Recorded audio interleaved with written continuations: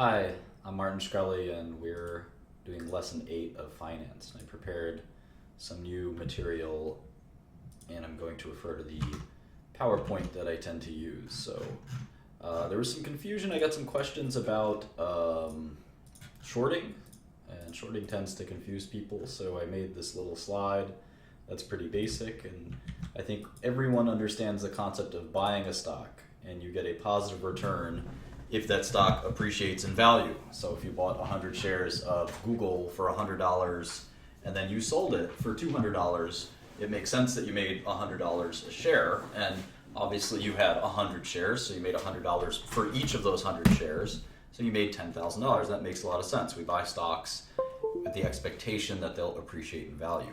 With shorting, it works the other way around. We actually sell the stock first, and that's something that is, I think, a lot of pretty complicated to people. That's some concept that is a little frustrating, and I think that's one of the reasons people tend to avoid or not understand short selling. I think even professional investors don't really understand how short selling works on many levels. But when you short a stock, you actually have to borrow.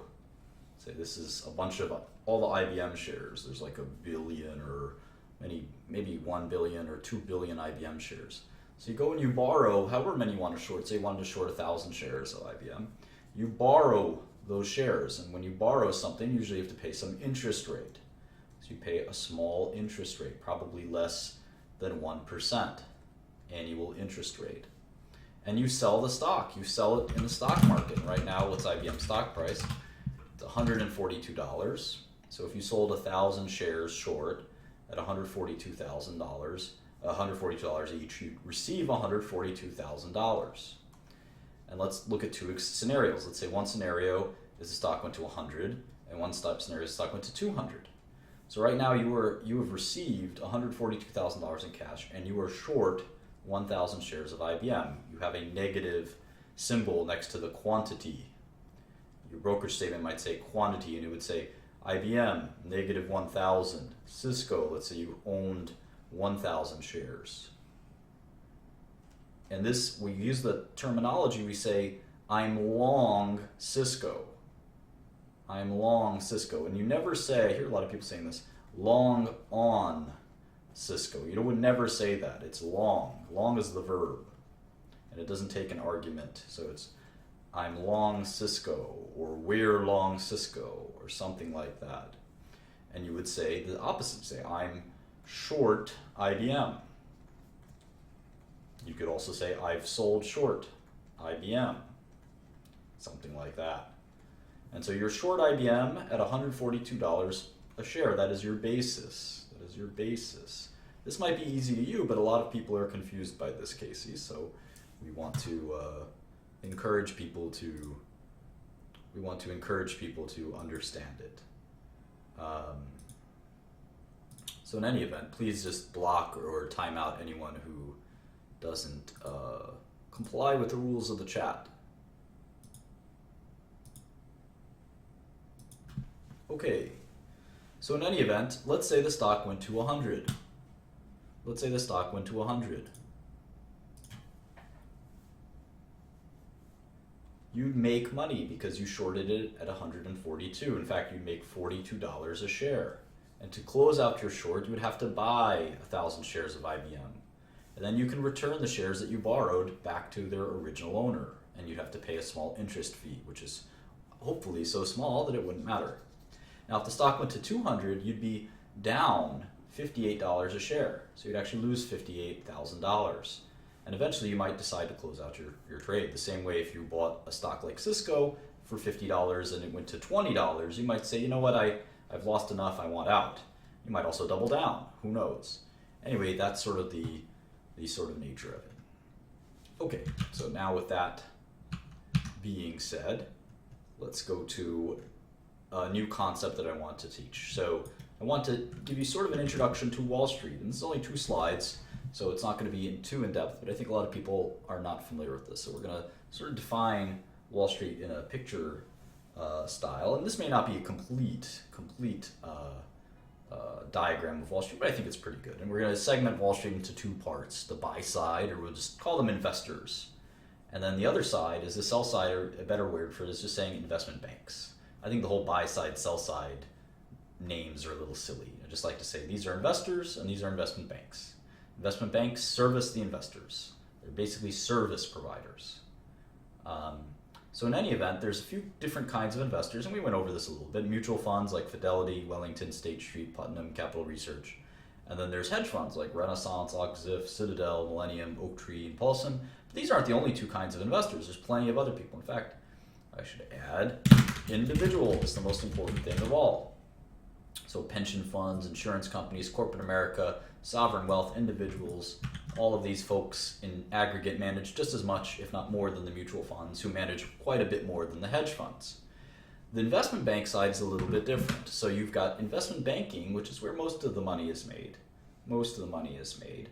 And these are investment banks. Here's a partial list of investment banks. Bank of America, Citigroup, Credit Suisse, Deutsche Bank, Goldman Sachs, JP Morgan, Morgan Stanley, RBC, and Wells Fargo. Those are a few investment banks. And what they do is they'll lend to companies, they'll arrange lending, and that involves often underwriting, which is the process of selling a security to the public or to investors. So they sell your company's security. Let's say you're IBM, you want to sell $6 billion of debt. Well, you would have to hire one of these banks to do that. You couldn't just go out there and say, oh, I'm just going to sell it myself. It doesn't work that way. You need a bank that has relationships with all of these investors. You might want to buy in other companies. Who do you need M&A advice? And that is useful. So investment banking is a pretty big part of these companies, these investment banks' profits. The other thing that they do that is profitable is they do different services for these investors. So they'll actually conduct trades, or they'll prime brokerage or broker their money and deposit their money for them and clear their trades and things like that. And finally, these banks issue securities research. They give buy and sell recommendations on securities, and these are generally not considered or thought through too heavily. Every now and then, 1 out of 100 maybe of these sell-side securities analysts will be useful, but in general they're pretty biased due to the conflict of interest that exists with investment banking, despite the rules that exist to separate those two, despite that.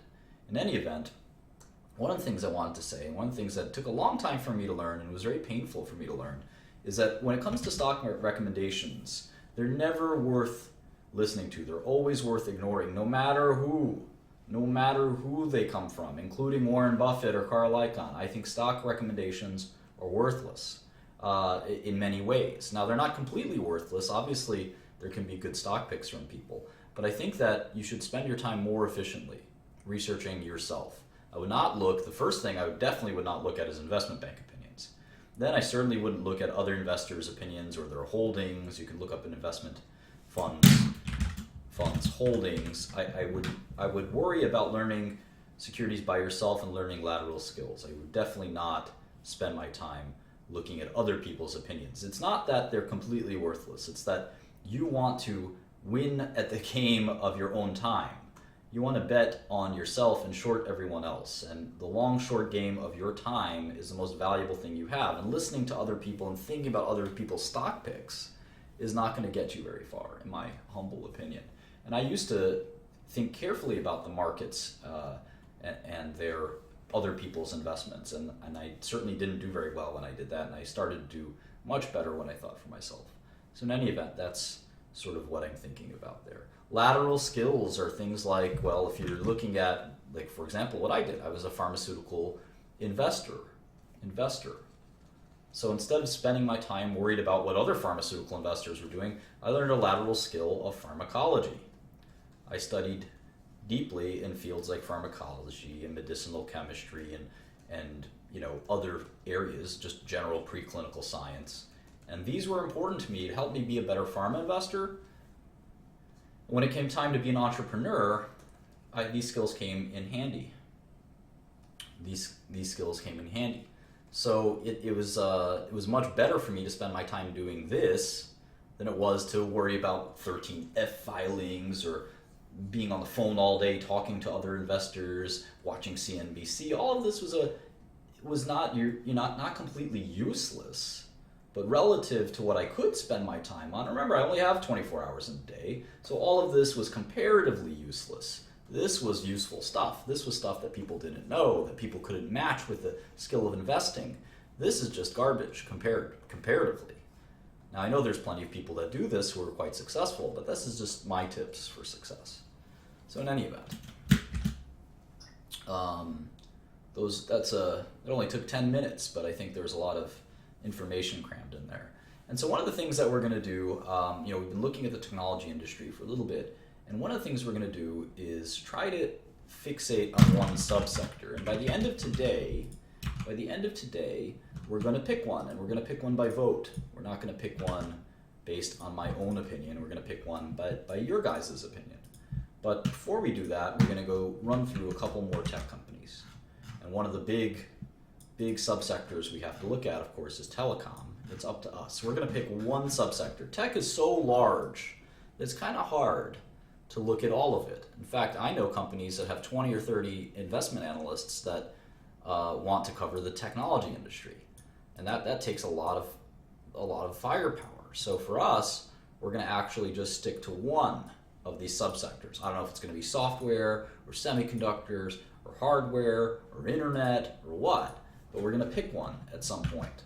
So in any event, let's kind of continue along our path, because I think we learn a lot as we successively look at more and more companies. So Alibaba is one such company, and Alibaba does not file 10Qs and 10Ks, and this is interesting. The reason they don't do that is because this is a company that is based, as you can see, they're not based in the US. They are based somewhere else. I think they're maybe based in China, for instance. Let's take a look. I don't know, I can't tell by reading this.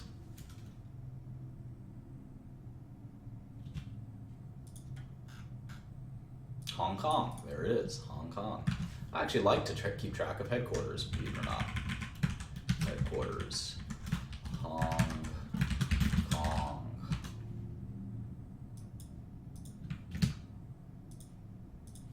All right, so Alibaba. I don't know anything about this company. Let's take a look.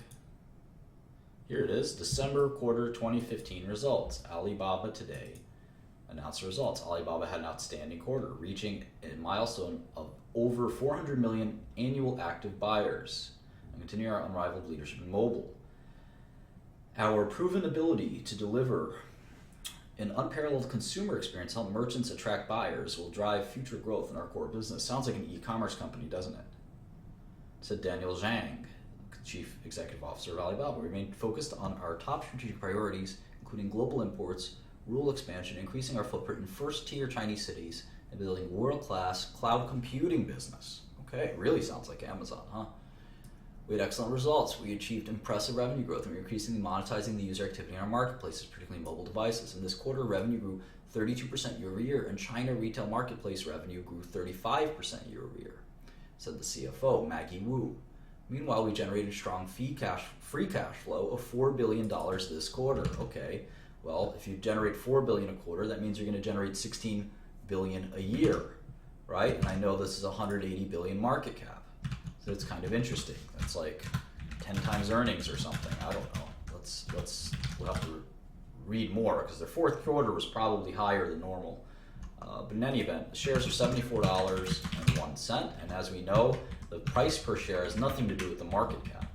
It has nothing to do with the market cap. I'm going to put in e-commerce for now, because that sounds like what they are. Let's keep doing this. Of course, I've heard of Alibaba. I'm just kidding around. Assume from the beginning that I've never heard of it, right? We'll definitely look at Samsung at some point, for sure. Anyway, let's see if we can see some financials.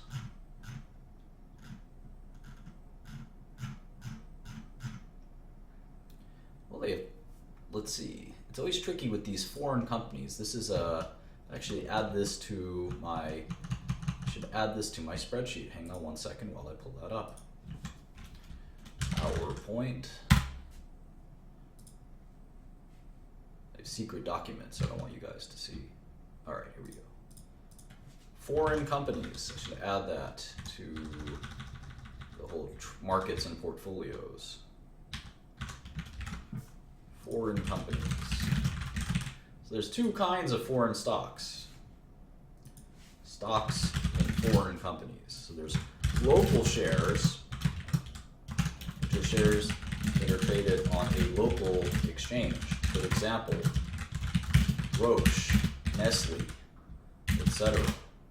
Then we have ADRs, which are American Depository Receipts. Depository Receipts, there you go. And a good example of that is Alibaba. And there are many, many other examples, in fact. Novartis has both ADRs and local shares. You could trade either one. And local shares are always traded in local currencies. ADRs often have a ratio of 1-to-1, one ADR for one local share, but not always. So you have to watch the ADR details, and they're not always easy to know, but once you know them, they generally stay the same. So in this case, one receipt, one ADR is one share, it looks like, of Alibaba. In fact, I think they're sort of only ADRs, and it's sort of a complicated listing. They have 2.588 billion shares. And you can see here the RMB, which stands for the Chinese currency.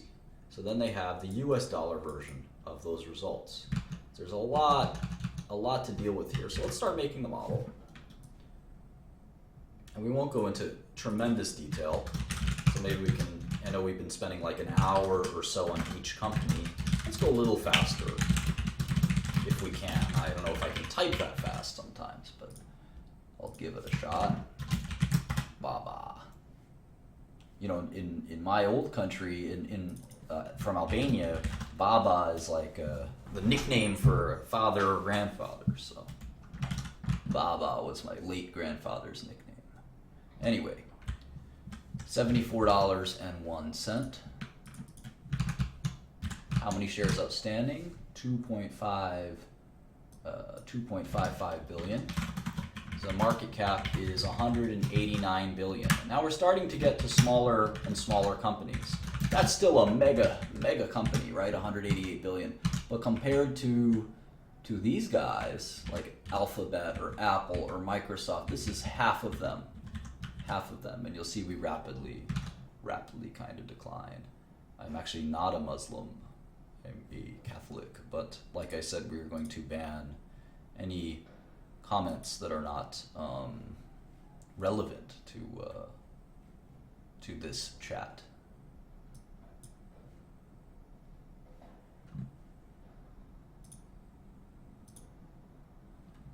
All right, you can always increase your resolution if you have trouble seeing the Excel.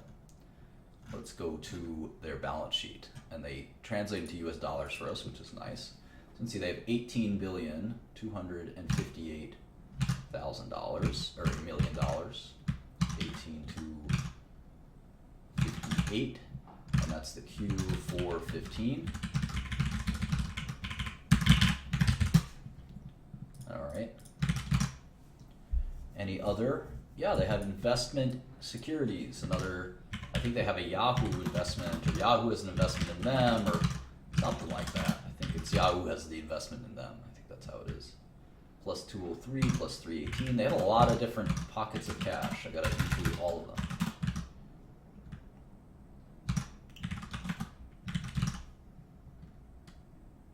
Here's their debt, 8 billion of debt, plus the current bank borrowings and non-current bank borrowings. There we go. So their enterprise value is 161 billion, and 27,857 in net cash.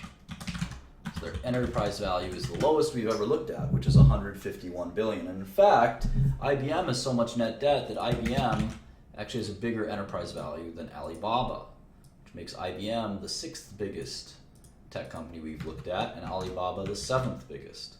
And depending on how much cash these guys have, Tencent, Oracle, Intel, Cisco, etc., we'll see what the top 10 tech companies of the world are by enterprise value. Right now, Alphabet is the biggest, with Apple being the second.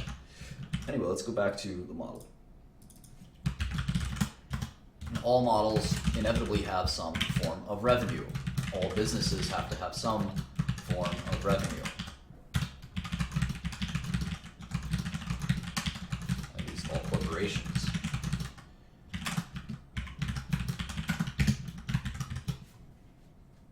All right. And a lot of you ask questions about how to do this stuff like control left, control right, control up, control down, shift, space bar, control space bar. These are all different keystrokes you can learn, and I'm sure you could just Google Excel keystrokes and it'll come to you over time. F2 is another important one, control 1, there's a number of important keystrokes. Alt-Tab, there's Windows keystrokes, and learning them all will increase your efficiency. Anyway, let's look at revenue. They had $5 billion of US dollars of revenue. So I want to say, in fact, as they look at the 9 months, they had 12 billion. So it looks like on average, they're doing 4 billion a quarter, right? So that's, 12 divided by 3, they're actually doing, well, let's just do the math. Plus 11,880 divided by 9 months times 12 months, they're gonna do 16 billion on, rough numbers, 16 billion in revenue. So you look at 2016 revenue, these guys don't have very much revenue. They have sort of like Facebook's level of revenue, even less. So that's a very interesting thing. And if you look at earnings, let's look at earnings. They have 10 billion, although that seems bizarre. It's hard to have 10 billion of revenue and 10 billion of earnings. That doesn't make sense, does it? Although they have this weird accounting where a lot of their income is coming from income before tax and share. Okay, well, no, let's see, interest and investment income. Interest and investment income. So the income from operations is 4 billion, but the interest income is 7 billion. That seems quite shady.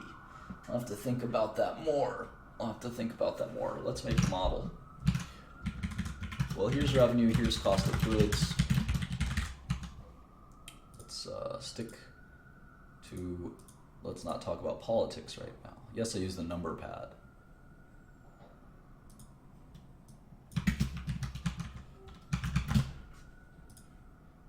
All those numbers up there are negative. I'm not sure what you mean by that.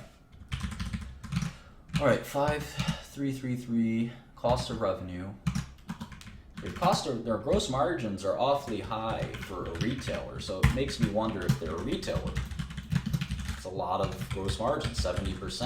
I mean, look at Amazon's gross margin is 20%. So 68% gross margin doesn't strike me as a retailer. This is a mysterious company. I'm really gonna be interested in understanding this better. Alibaba. Well, there's a reputation that Chinese companies have for accounting irregularities and other, we'll just come out and say it, they have a reputation often for fraud. So we have to be quite careful when we look at a Chinese company, and that's not an attempt to be, there's a lot of great Chinese companies obviously, but this automatically makes me wonder. Product development, we'll just call that research and development. They have sales and marketing and general administrative. So here's operating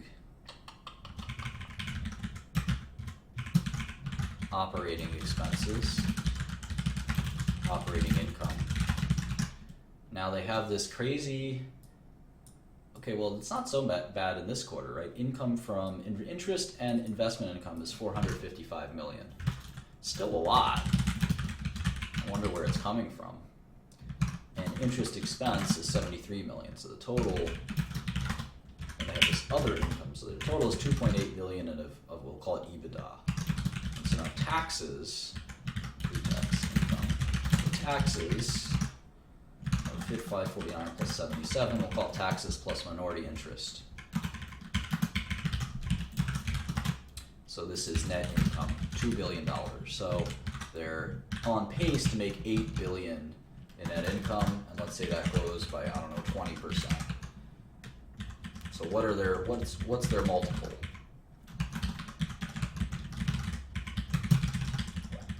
What's their earnings multiple? Let's see. 16 times earnings, or 13 times earnings. Pretty attractive. Let's see what their growth rate is, though. We haven't even looked at their growth rate.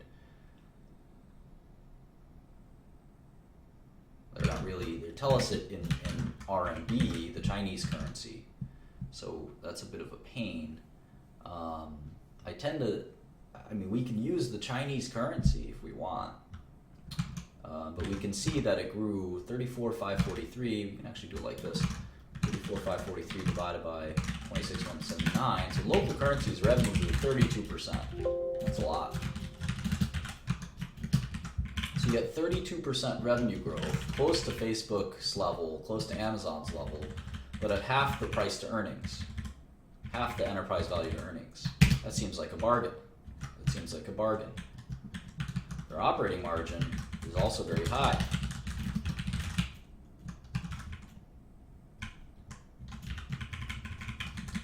Definitely seems like a bargain. 40% operating margin. So we have to learn more about the business, but I'm very intrigued by this. Very intrigued by this.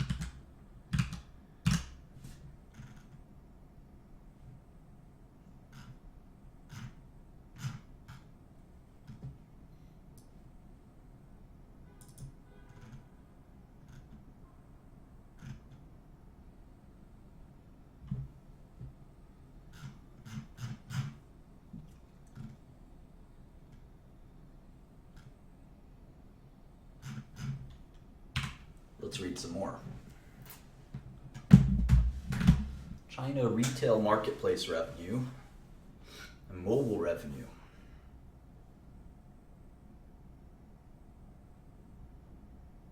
I don't understand. 5.3 billion.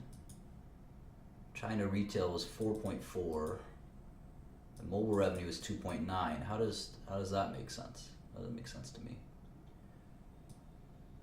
400 million active buyers. We should probably keep track of that. MAU.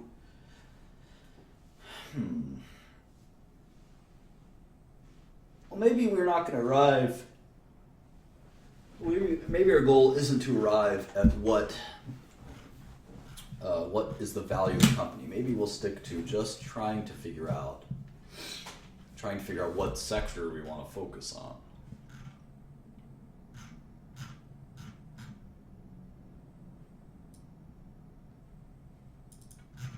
So we got a brief sketch of Alibaba. Brief.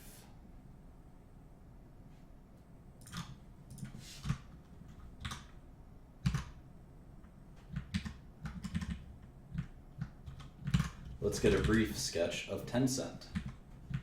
Let's get a brief sketch of Tencent.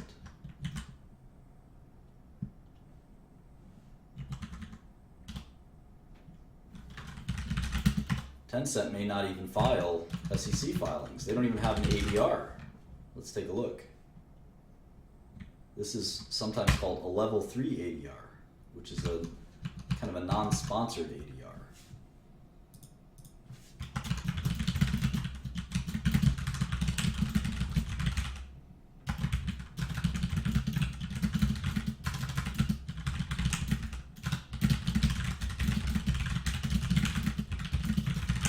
Some companies don't make American filings, so you guys should go on the SEC website and it won't tell you anything. I also like to know when a company was founded. Tencent was founded in 1998, and it's already one of the world's biggest tech companies. 1998.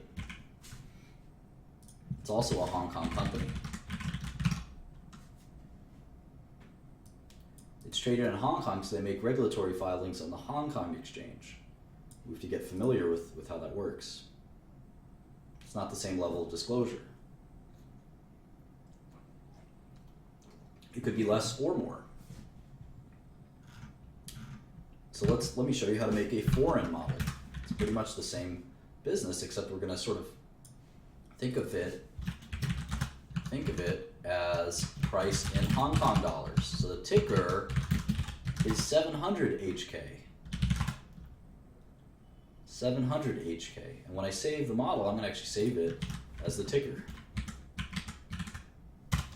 700 HK. And you'll know forever now that 700 means 10 cent. And the stock trades for 148 Hong Kong dollars. Hong Kong dollars. You should always know what the exchange rate is. It's 8 to 1 roughly. So when you buy 100,000 shares, or let's say 1,000 shares of this, it's 148 Hong Kong dollars, but you can tell your broker to buy it in Hong Kong dollars and you're actually only paying 20,000 US dollars. Everything else is the same, and we're going to get used to things in different currencies. So we're going to look at their cash and their market cap and their debt all in Hong Kong dollars.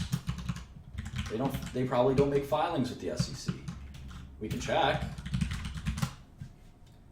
I doubt it. 1 cent. Nope. Here's an ADR. Nope. So they don't make SEC filings. So we got to look at the Hong Kong filings. It's very, very different. So when I look at a company like this that I don't know a lot about, the first thing I do, even though I'm tempted, look at the balance sheet, and if it's right in my face, maybe I'll do that. Let's go here. And you can see they're doing it in the RMB. The RMB, the renminbi is also the CNY, and that's a different currency from the Hong Kong dollar. So it's a little confusing. So we actually have to make that adjustment here. The cash is going to be in the Chinese, let's say RMB. So the market cap, we have to like translate all this stuff. It's a little frustrating. There's no 18K, 6K, 10K. There's no filing whatsoever. And that's common for a foreign company. Why should they file with the SEC? They're not required to do that. This stock isn't traded in America. So in some countries, the balance sheet is backwards. You actually have the cash in the bottom in many different countries. So we go from the bottom and you see how much cash they have. They have 46 billion Chinese dollars or Chinese yuan or renminbi. So you add all this up the same way. And you can see there's different, like, what's a term deposit? What's a term deposit?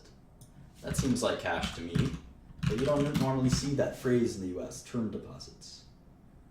Term deposits. Available for sale financial assets, well, that's sort of an investment, right? 31446. Investments in associates. That's tricky, but let me put it as cash for now. Investment properties. Investments in redeemable preference shares. Okay, I think I've got all the cash accounted for. It's 205 billion. 205 billion. That's a lot. Wonder if they have any debt. I wonder how many shares outstanding they have. I wonder a lot about this company. I'm very curious about it. Where are the liabilities? There they are. So here's the borrowings. Not much. 6 billion here. Oh, there's 40 billion there. 7 billion there. So they have 54 billion in debt. So now the renminbi, or the Chinese yuan, I don't know how to say it, trades a little bit differently from the Hong Kong dollar, which is 7.75. The CNY is 6.49. Now they're close enough that there's 151 billion in net renminbi, which means, let me just link this model, which means we can come up with the US dollars net cash. And this is 6.49. So this is 23 billion, $269 in net cash. So Tencent is got a slightly higher enterprise value than IBM. And we can do this in Hong Kong dollars. Their stock price is, 148. And we don't know what kind of company it is quite yet, but we'll look at that.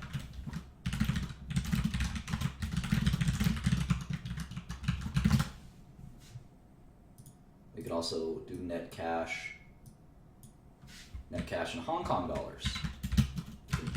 back convert to Hong Kong dollars, because that's 7.75. This will help us get the enterprise value. Just do this minus this. We just need to know how many shares there are. We don't know that yet. Let's take a look. Hopefully it'll say here somewhere.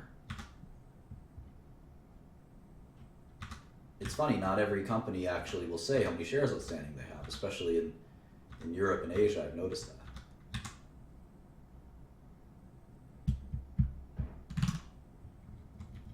Interesting, they say they have net cash of 21 billion. Of course, there's all these other investments that we're including. So yeah, I don't see the shares outstanding. And if I search for shares, it doesn't even say anything. So it's very frustrating.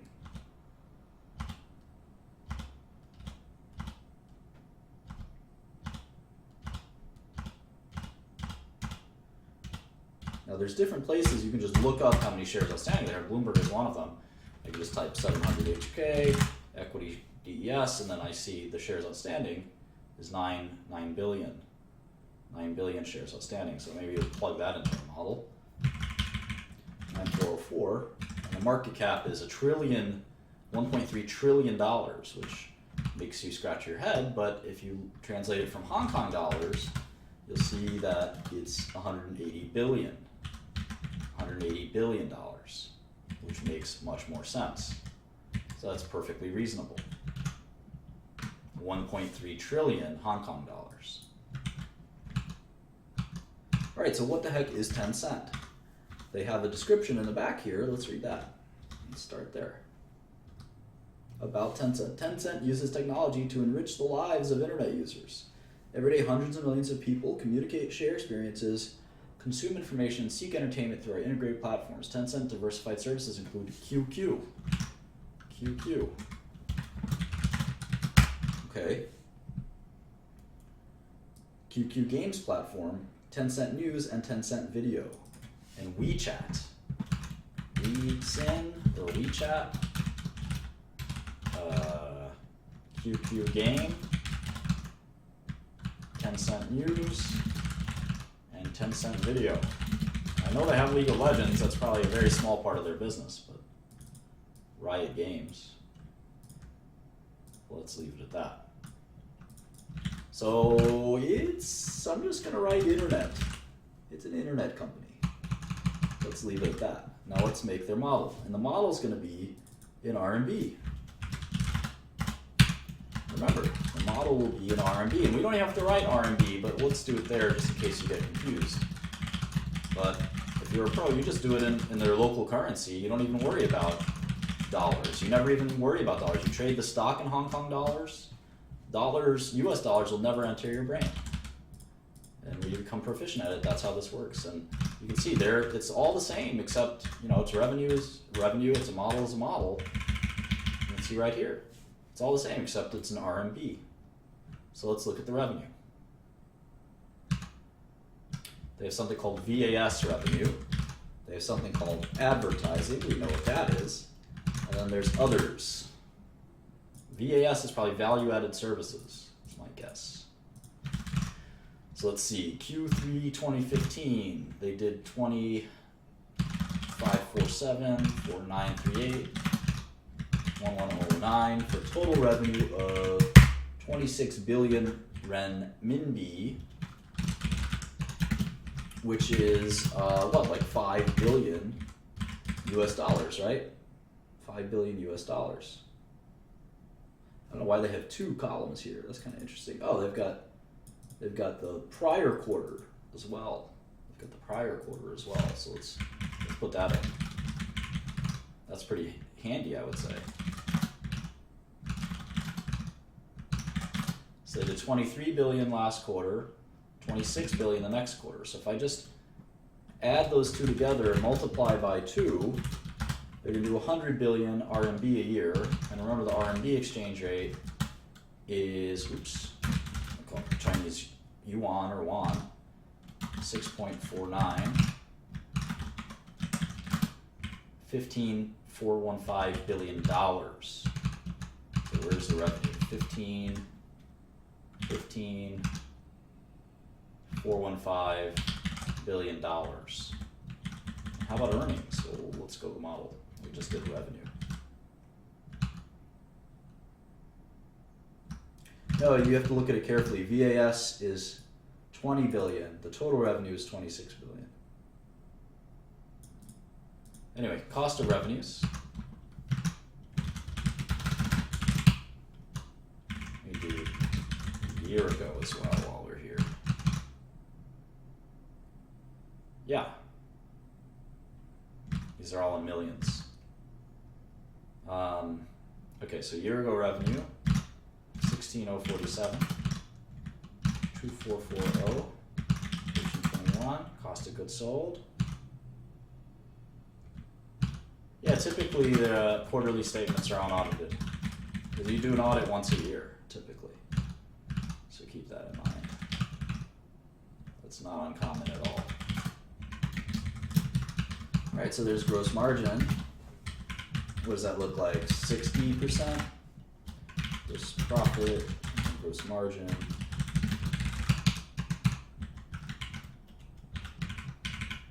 $63%. And what's year over year? Big growth rate. 35%. Wow. Well, I don't know what makes their cost up. Content costs money. You know, any media company, content costs money. But 34% growth, pretty incredible.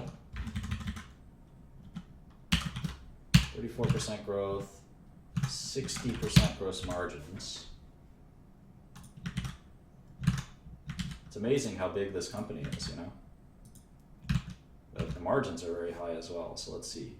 Sales and marketing and G&A. So G&A was 4,380. Sales and marketing was 2042. So we'll call these operating costs. And this is operating income. Sales and marketing, G&A.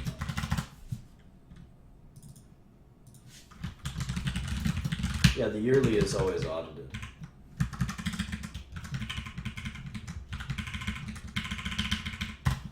%34 operating margin. It's remarkably similar to Alibaba. Anyway, then they have the kind of other, so interest income and other gains.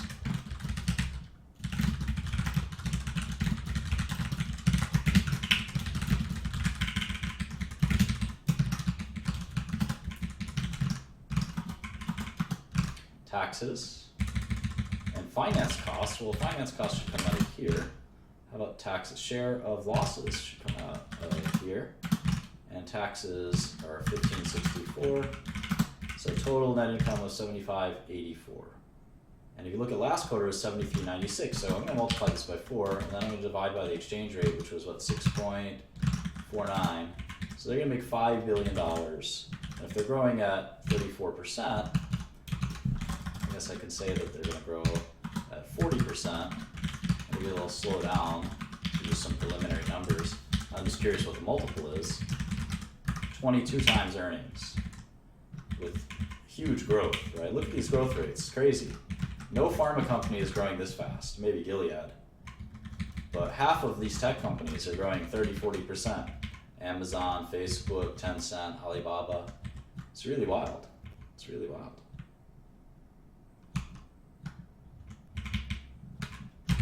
So let's do this one. And can anyone go to QQ.com while I go to this and tell me what QQ.com is? You guys can pitch in and do the work with me. What the heck is QQ.com? You could be my investment analysts. Are you even looking at the right numbers? I don't think so. Let me do this one more time.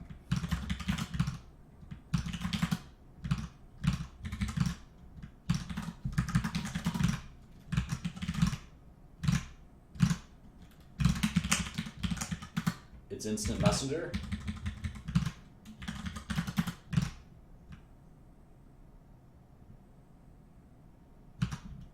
It's in Chinese. All right.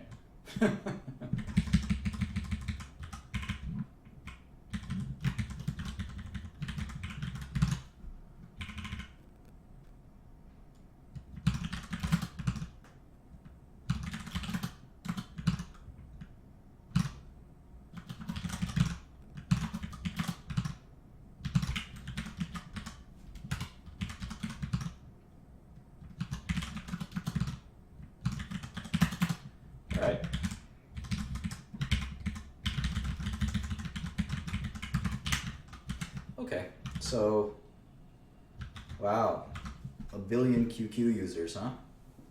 That's like, it's like twice to 3 times as many people as live in our country.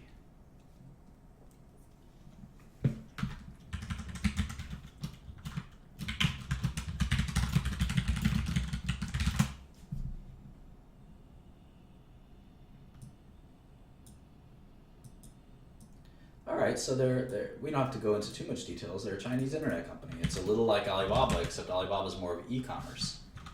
Sounds like Alibaba's more e-commerce, and this is more internet. Let's do Oracle real quick. I think I want a soda or something. You guys mind if I take like a 2-minute break? Be right back.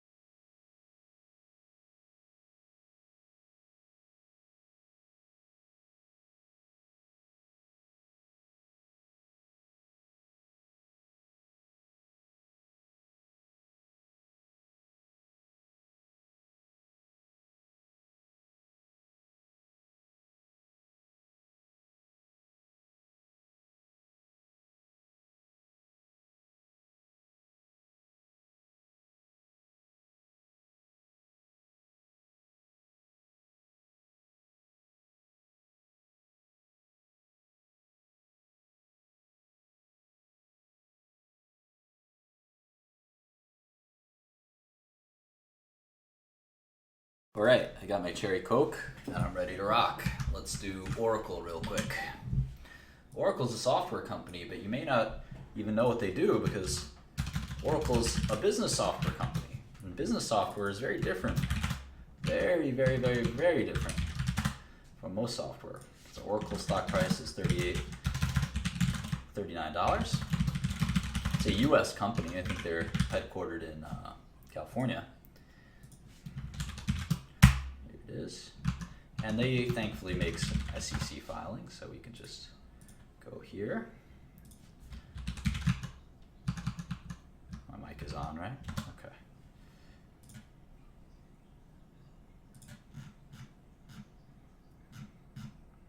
So we immediately can just go to their SEC filings, and we see there they have on the front page 4.2 billion shares outstanding.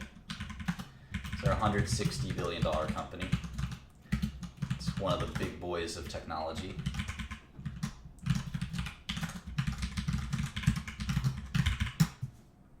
I like to jot down what calendar quarter I pulled this information from.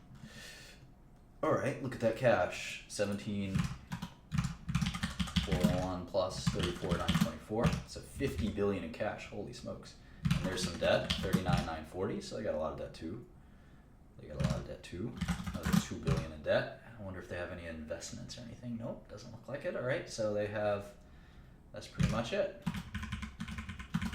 About 10 billion in cash, net cash.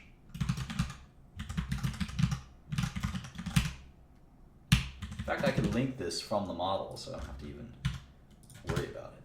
It's just like that. That'll update. All right, so Oracle is a tiny bit smaller than Tencent and Alibaba, practically the same size.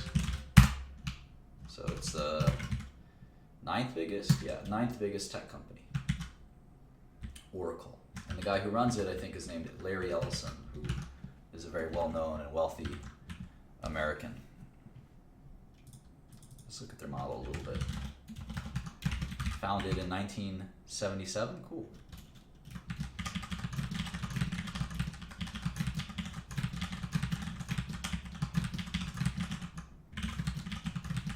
See, all the models have the basic same format: revenues, costs, earnings. Wrote made in there by accident, I like to put main up here so I can go back and forth in the file. Anyway, here's some, whoa, they really changed the way they report revenue. Holy smokes. They got cloud, they got all this stuff. Let's try to keep tabs on this. Cloud software as a service. Okay, let's just write cloud SaaS, software as a service. All right. And that's Q3 or Q4 or whatever. This is 484. Then they have cloud infrastructure as a service, IaaS, new software licenses. So this is just license revenue. So their main software is database software, which we'll talk about in a second. License updates and support, 4683. Hardware support.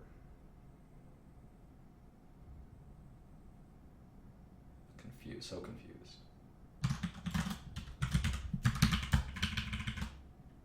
All right, and then total services revenue.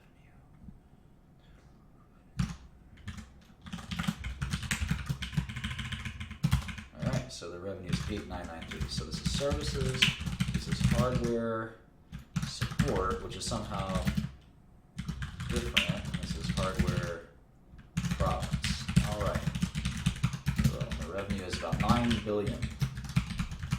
9 billion. And you can see it was higher last year, which is telling you something. They're one of these old tech giants that's kind of lumbering and not quite disappearing, but having problems. You can see their license revenue has dropped big time, and that's really important. You'll see license revenue is crucial to an enterprise. This is called enterprise software company.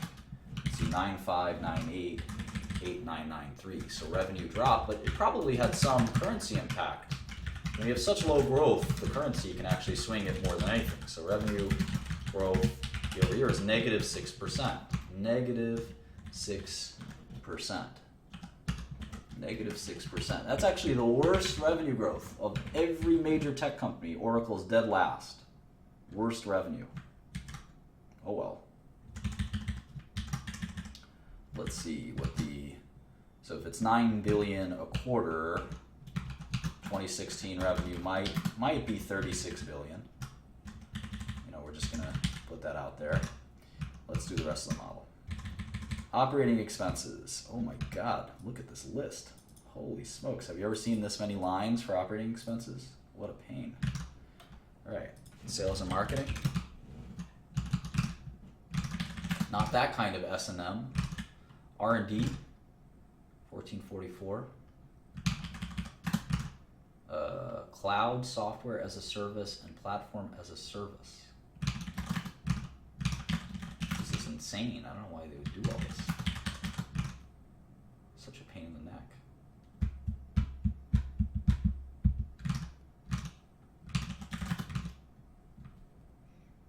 $285 for G&A. This is just annoying.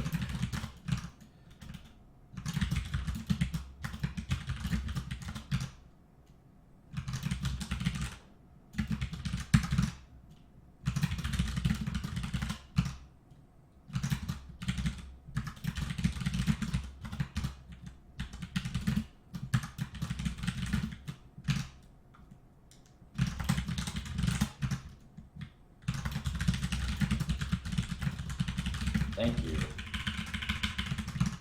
I know, I would have recognized the typo because it wouldn't add up. But it's still helpful for you to point it out. Thank you. All right, so 3.4 billion in EBITDA. That's about right. Interest expense, minus 371 plus 84. So pre-tax income 3 billion. Taxes of 471. Net income of 2.7.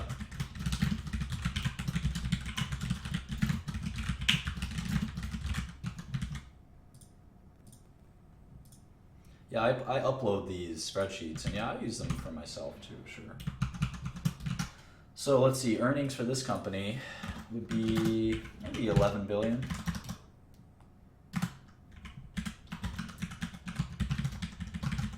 So the multiple is 14 times earnings. 14 times earnings. So pretty low multiple. We can actually do an average multiple if we want as well. The average tech stock trades for 29 times earnings. Of course, we're including Amazon, so we can actually do this kind of neat thing in Excel. It's called trim mean.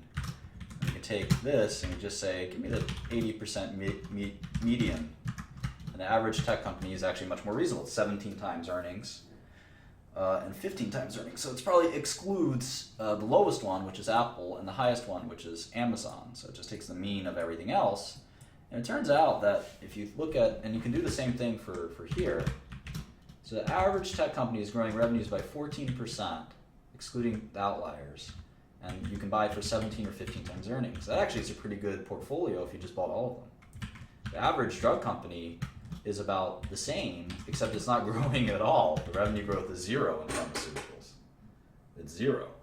So the fact that tech revenues are at least growing, I think that's pretty cool. That's pretty cool. So it tells you something. Now, if we look at more of these, like Intel and Cisco and SAP and Qualcomm, there may not be as much growth as a couple of just these internet companies, you know. Nevertheless, I think that's pretty neat. Let's do one more quarter here, and then maybe let's look into Oracle's business a little bit, so we can decide as a group, which we'll decide around 8:45. We'll take a vote of which sector are we going to look into in detail.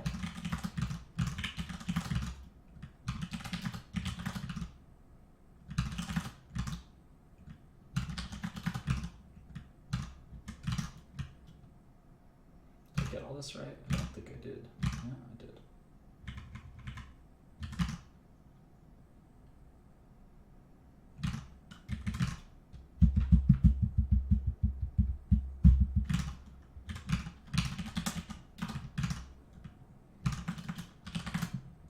Always check it later. So you see the drop in. You see the drop in all of these things. So gross margin is a little hard to calculate for this company. We can eventually do it, but let's just calculate the operating margin. It's pretty high. It's pretty high. 39%.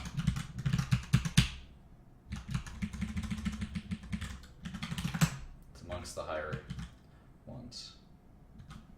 All right, so let's look at kind of what Oracle does.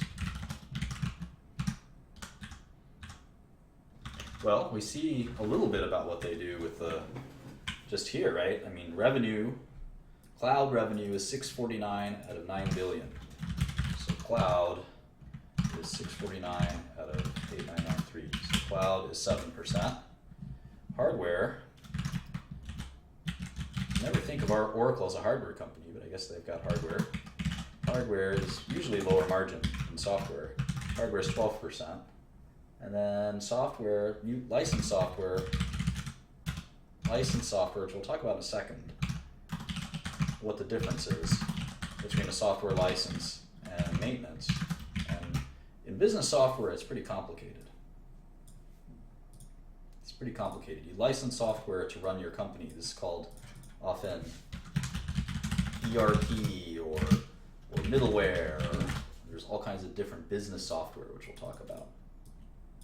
CRM is another big one. I think Oracle bought Siebel software and PeopleSoft, and we're going to talk about all that. This is HR software, all this stuff. But one of their biggest pieces of software is database software. I forgot what Oracle's database software is called. I end up forgetting things like that. Anyways, license updates and product support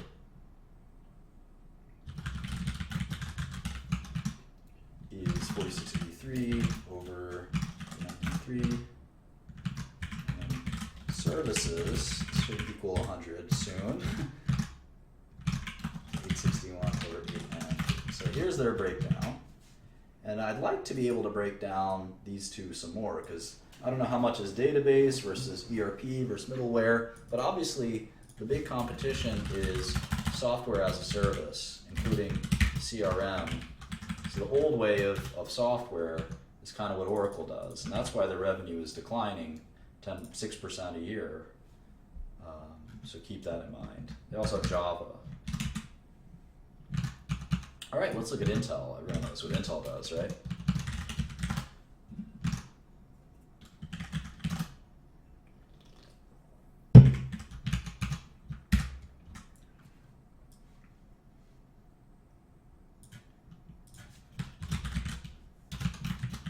This technology industry is so fascinating. It's so much more interesting than the pharmaceutical industry.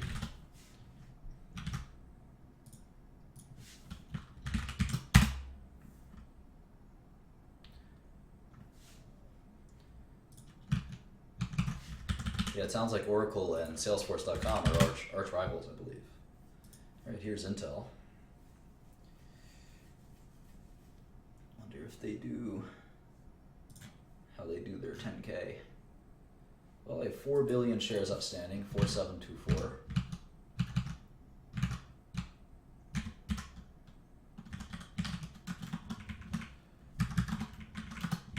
So, $150 billion company. Let's see if we can't find their balance sheet. It should be in here somewhere. There it is.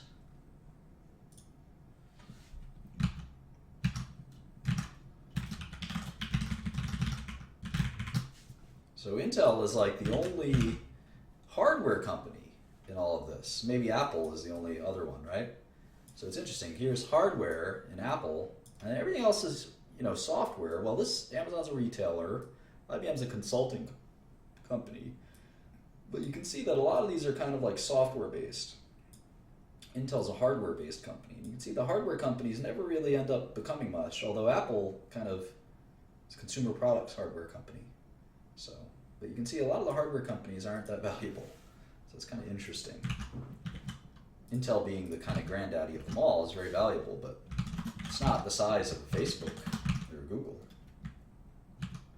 So it kind of shows you software is sometimes better to own than hardware, but we can debate that some other time. Intel hasn't, I don't think their stock price has grown in a decade or many decades. Let's see.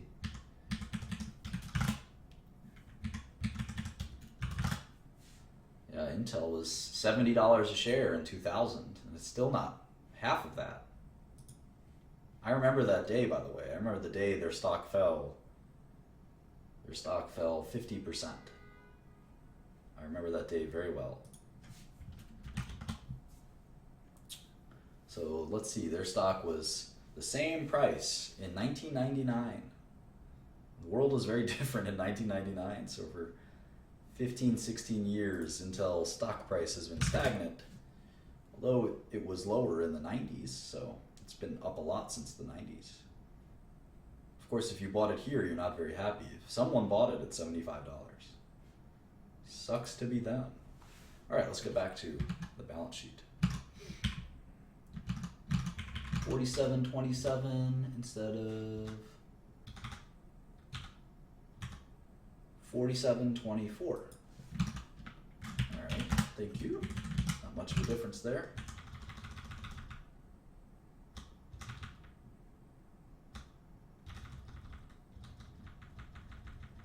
All right, where's that balance sheet? All right, 15308, 2682. I wonder what they refer to as trading assets. I wonder what that is. Marketable equity securities, other long-term investments. All right, how about debt?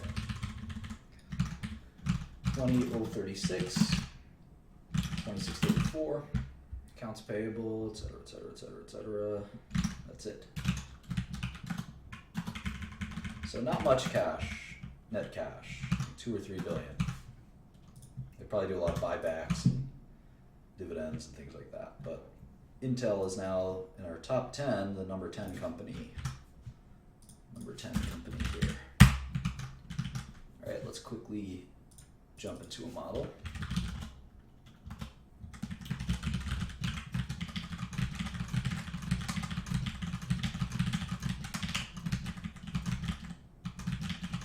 Just do 1 quarter to get a flavor for what Intel looks like.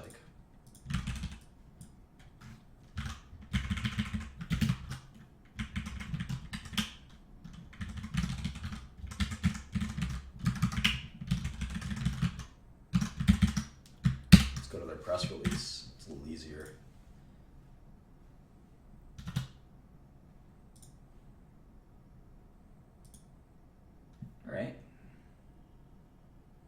Record quarterly revenue. How about that? I would not think that they have record quarterly revenue.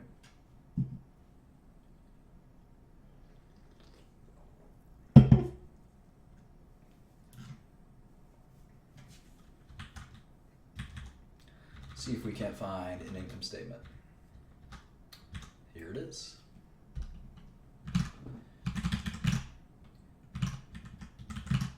$14,914. Actually, have pretty high margins for a hardware company. It's a very clean income statement, only a couple of lines. I like it.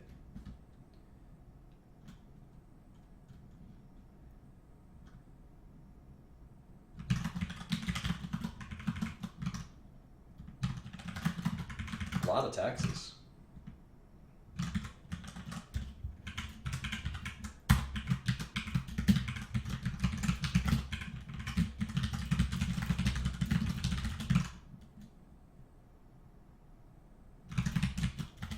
They spend more on R&D than they do on marketing, general, and administrative. That's a unique, pretty unique. A lot of money on R&D.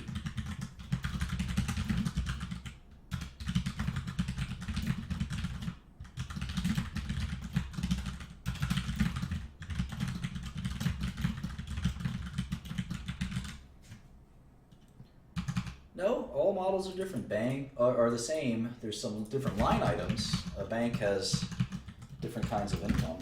But yeah, I mean, revenue is at the end of the day, and costs. All businesses have the same sort of dynamics. See how steady Intel's business is. It's not very volatile. Let's see.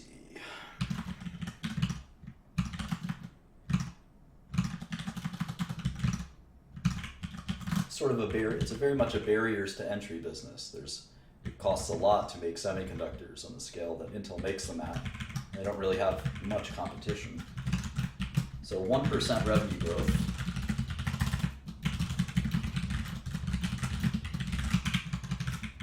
Gross margin much higher than I would have thought. 65%. That's like a software gross margin. That's why the reason they have such a high gross margin, it's so hard to make these damn processors. They have no competition. So 64% gross margin, 29% operating margin. Let's think about what their revenue might look like. Well, their annual revenue was $55 billion, and that seemed pretty steady from last year. And their earnings were about $11 billion, and that seemed pretty steady as well. They don't seem to be growing. Their revenue growth was negative 1% or so, or plus 1%. So their earnings multiple, they have 13 times earnings. The only stock that sells for less earnings multiples are IBM and Apple, and they're not growing either. So you see this trend, right? Apple is not growing, IBM is not growing, Intel's not growing, and all their stocks trade for 13 times earnings, and 8 times earnings. So growth and the amount of years of payback that people are willing to pay is directly related to that, and that's pretty obvious when you do the NPVs. So, in any event, and Intel, I think, is still pretty dependent on microprocessors. Let's see if they break down their revenue at all.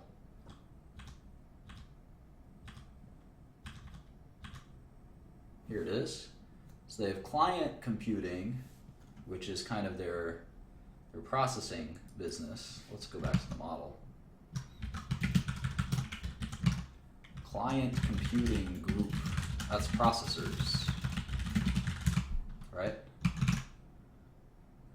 8756. And then they've got this platform data center 4308. I don't know what that is. And then they've got software, 543, a very small business for them. They've got other. So the total should equal 1494, 14914. It doesn't appear to, maybe due to a typo. Let's see, 625, yeah, little typo there. Should be 625. No, there's one more group I'm missing. There's an Internet of Things. Internet of Things group. Whatever that is. That's like putting chips in everything, right?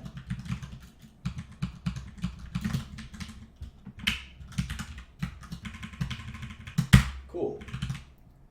And you can see that the processing group is shrinking. It was bigger last year, but all the other groups looks like they're growing. Well, maybe not software, but all the other groups seem to be growing. So I don't know what the desktop PC market will look like, and I don't know if they're only desktops. I'm not so sure. I'm guessing they do. Let's look at the 10K. Maybe they'll break it down further for us somewhere in here. Client computing. They have the Intel Quark, the Intel Atom, the Pentium, the Celeron. I'm gonna write all these down. Quark, Atom, Pentium, Celeron, Core M, Core I think I have an I. Xeon, that's for servers, right? Xeon Phi, and Itanium. We gotta learn about all these processors.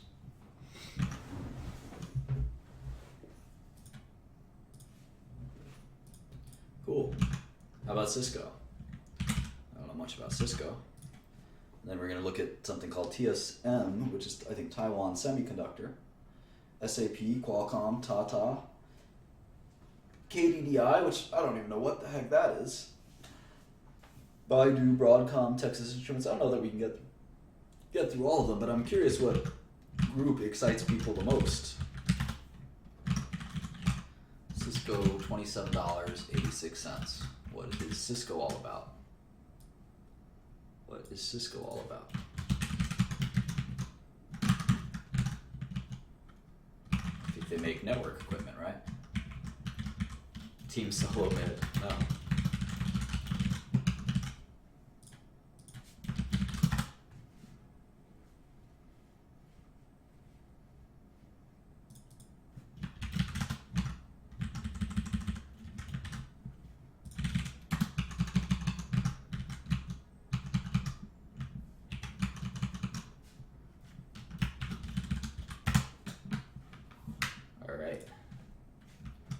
Let's pull up their file. Wow, look at all that cash. 60.3 billion, right? Holy moly.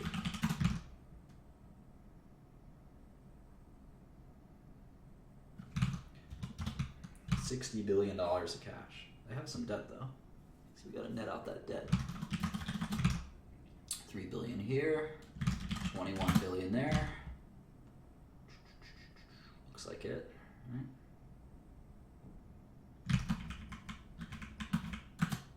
How many shares? 5 billion. All right, so their enterprise value is much lower than their market cap due to the significant amount of cash they hold. That should make sense to everyone. If it doesn't, you gotta go rewatch some of the lessons or read the PowerPoint. Their enterprise value is only 100 billion. Is really, I think, really telling.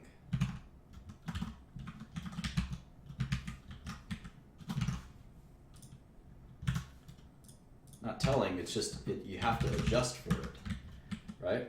You have to adjust for it. This is like, Cisco is less than half of Amazon or Facebook. It's like a third of Facebook or Microsoft. It's a fourth of Apple and Google. So Cisco is really a much smaller company than any of those companies. Kind of interesting.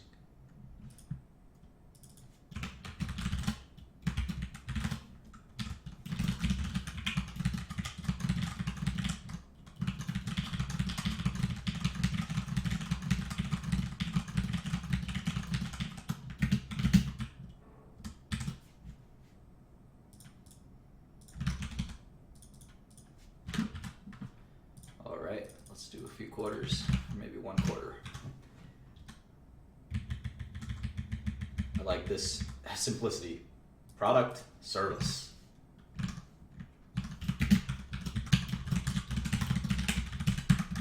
Isn't that simple?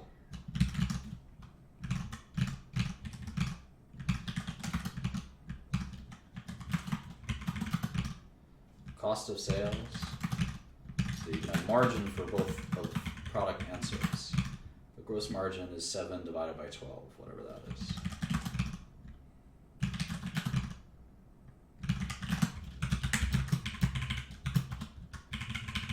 Operating margin is 3.5 divided by 12.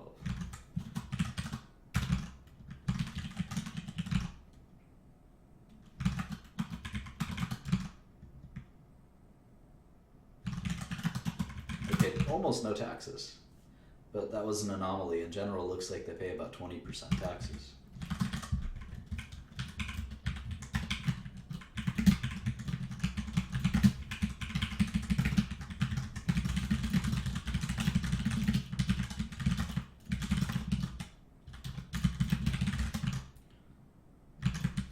See, Cisco has much more sales and marketing than R&D. Let's contrast that with Intel. It's kind of interesting. Wonder what the heck Intel is doing in that R&D lab. I always think cutting R&D is a great way to short-term make a lot of money for shareholders. But if it's bad R&D, if it's good R&D, you don't want to cut it. You want more. It's pretty obvious to say that. It's hard to do it.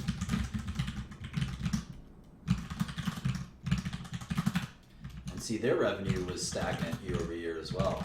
So Cisco is another kind of lumbering tech giant, like a slowly dying dinosaur, like in the land before time. Feel bad for that dinosaur who dies, right? Didn't that make you cry when you were a little kid?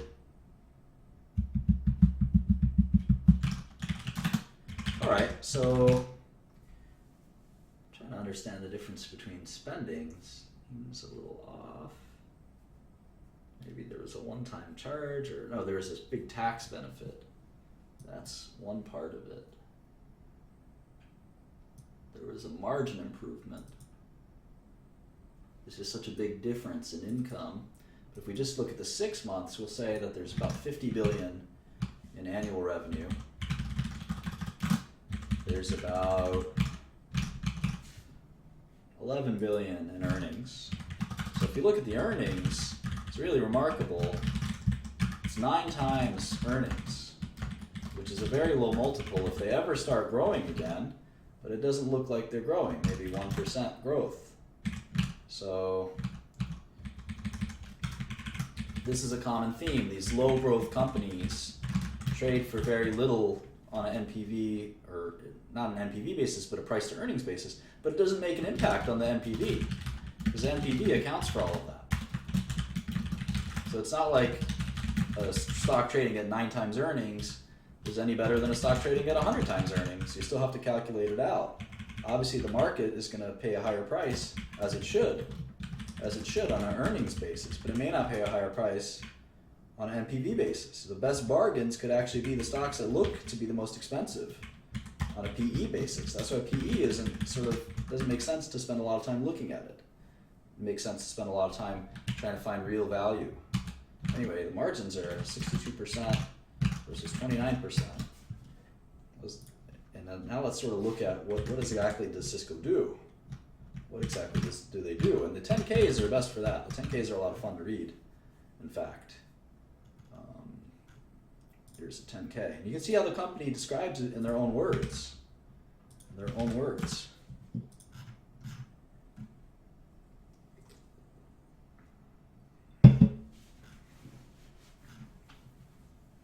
They have switches,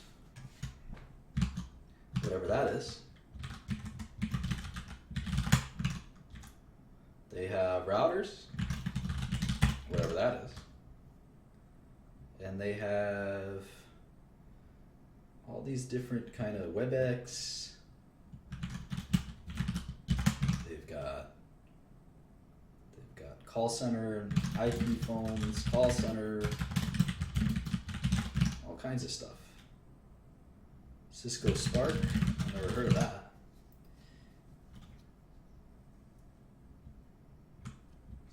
Set-top boxes?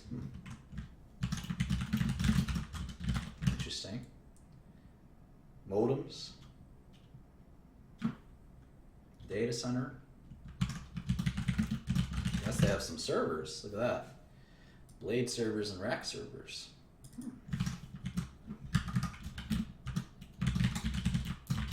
It's pretty diverse, but same theme. A lot of routers.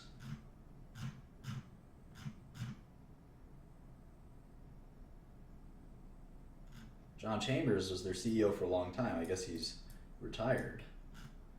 New guy.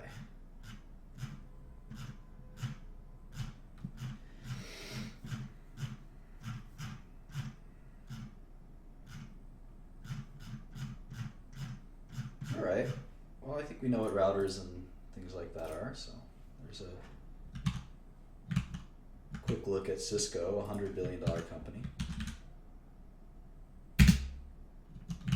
How about this company? Taiwan Semiconductor.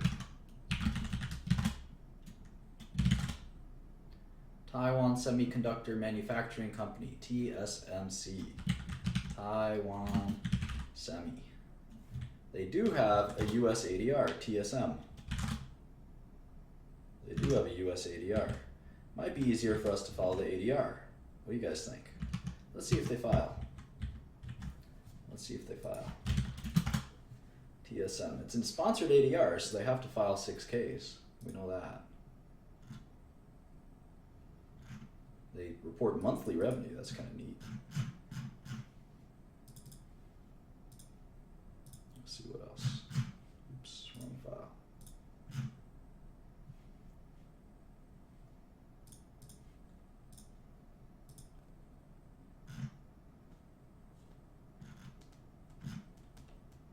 This is kind of their 10K, it looks like, for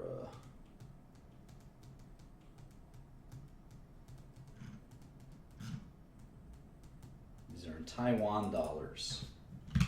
What the heck is a Taiwan dollar? $32? The new Taiwan dollar, 32 ratio.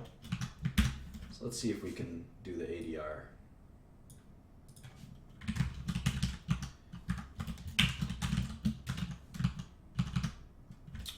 TSM, 25.35 shares.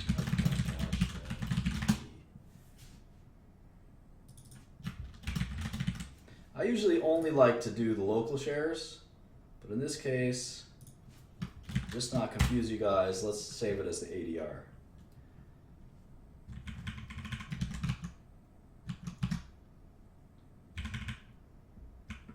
I wonder how many shares the ADR is. Let's actually see. We can look it up, right? It says here in the bottom, one receipt is five ADRs. So when you buy one share of TSM, you get 5 shares of 2330 TT, which is that's the Taiwan stock. There's 25 billion shares of Taiwan stock. So we have to divide that shares outstanding by 5. And we get the market cap, which corresponds roughly to 130 billion. Fine. How about cash?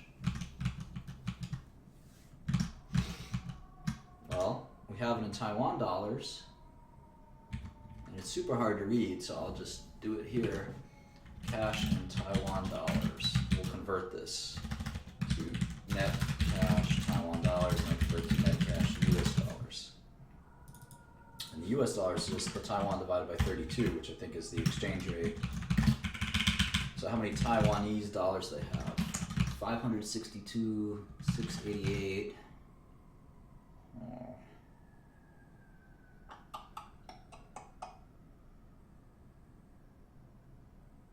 That's really it. How about debt? Not much. 191. 965, 39. Sometimes these foreign companies are often more misvalued than their U.S. counterparts. So it looks like they have 10 billion in cash, roughly. So the American analysts don't want to bother with the foreign companies. They're pretty lazy. That's where a lot of the money is made, in these foreign stocks that the Americans don't want to trade because they don't want to do these currency conversions, and it's just a pain in the neck. But I don't mind the extra work. It's interesting to learn about these foreign companies, right? So you can see they're actually a little bigger than Cisco on an enterprise value basis, but not much. And what does Taiwan Semiconductor do? They're very interesting. They are a so-called foundry, so they make semiconductors for other people. It's my understanding of what they do. I may be wrong. Just want to make sure I got all this right. I think so. Cool. And here's the revenues, a little easier to read. You can see their gross margins are about 50%. Their operating margins are pretty high too, about 40%.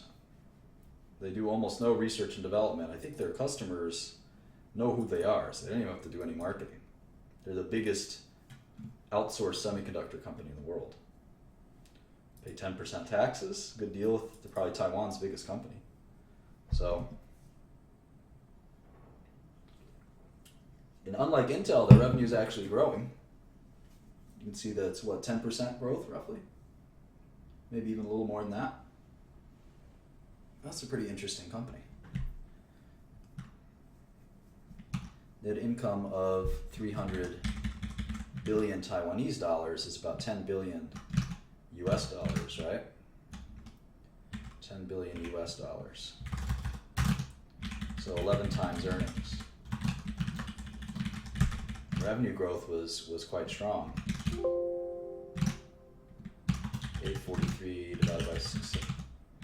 10% revenue growth, about 50% margins, 40% operating margins. Getting a little lazy here because we have 15 more minutes to go. SAP is an Oracle competitor.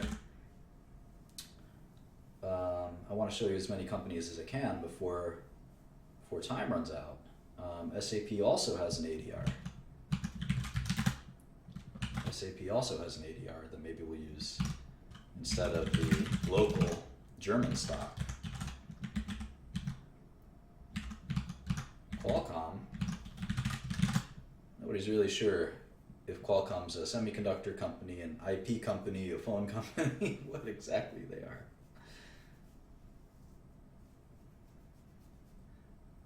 I'll talk about that someday. For now, I guess we can say that they're a semiconductor company.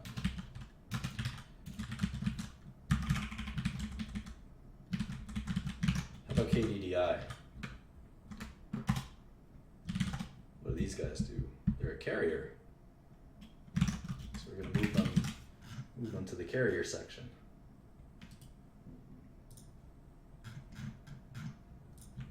How about SoftBank?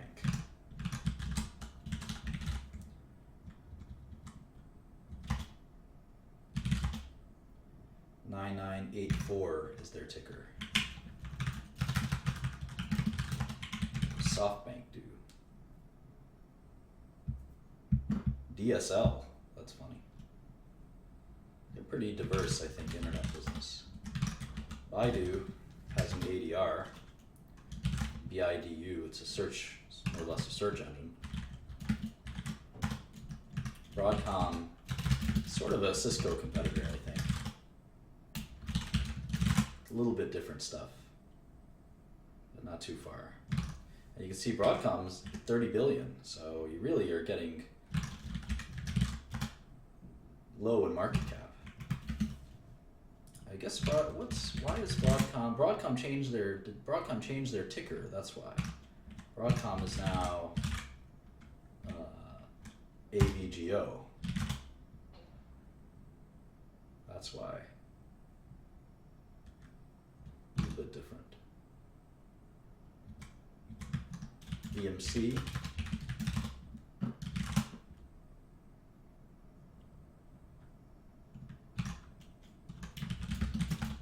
Salesforce.com, Adobe, down to $40 billion when you get to Adobe.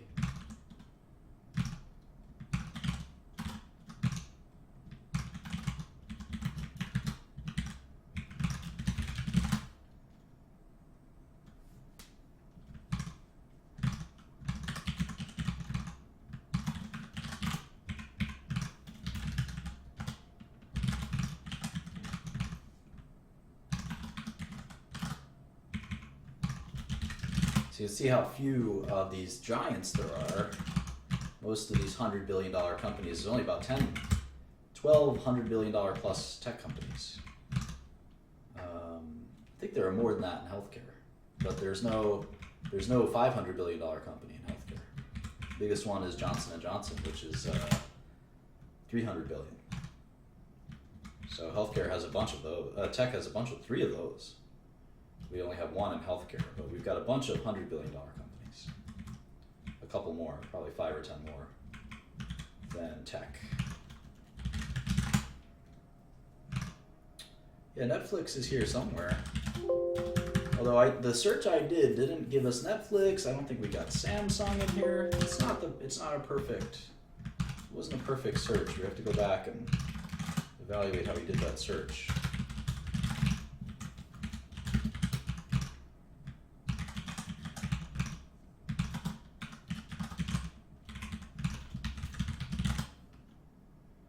Baidu.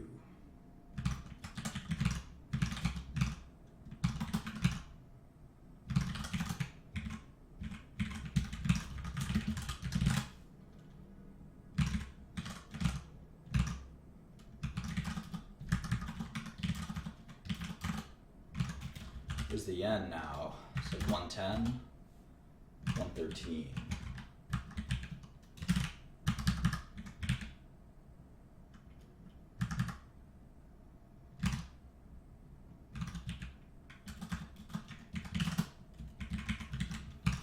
How about Tata?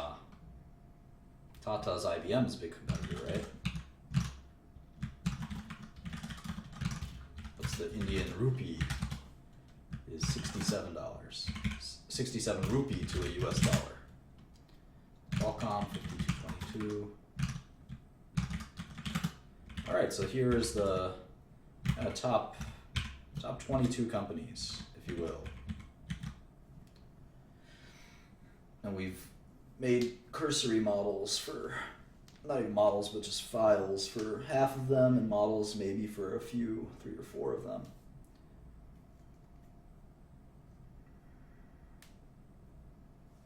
What's Etisalat?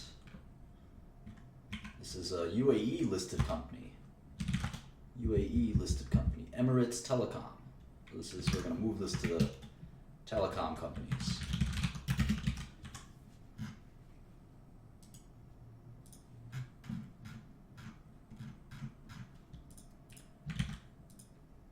Infosys is one of these consulting, outsourcing type companies, right?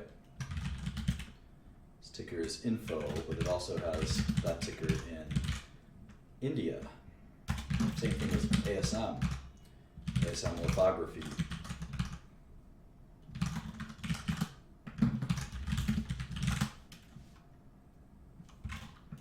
Oh, I thought Infosys had that ticker in the U.S. It's INFY in the U.S.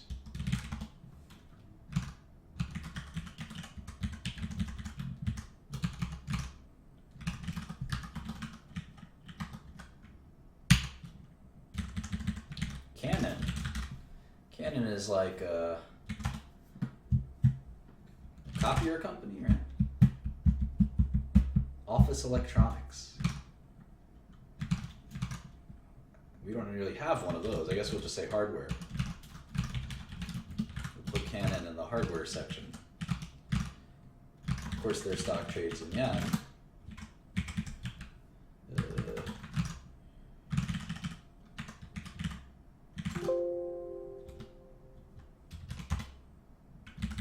Nokia, we all think we know what Nokia does, but it's not totally clear.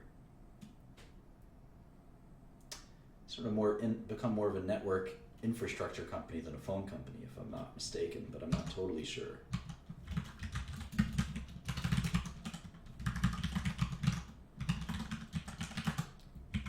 I guess I can just write networking equipment for now. Cognizant is another consulting company, CTSH. This is an outsourcing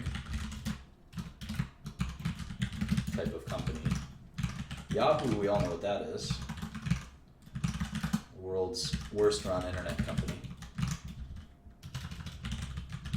Yeah, no, I can do the Bloomberg thing, but it's not going to translate when I upload the file to people who don't have Bloomberg. And I actually like to do it like this anyway, just because just remind myself of what these companies' prices are. So you can see the distribution falls off very fast in the top sort of 28, 29 companies, already down to 32 billion. Ericsson is a lot like Nokia. In fact, I always thought they were big competitors. Ericsson, or Eric in the US.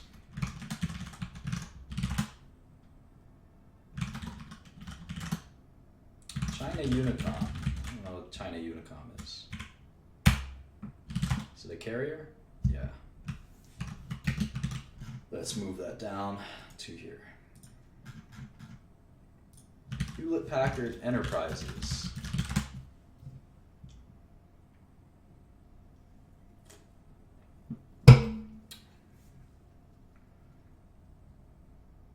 Is this a software company? It's hard to tell.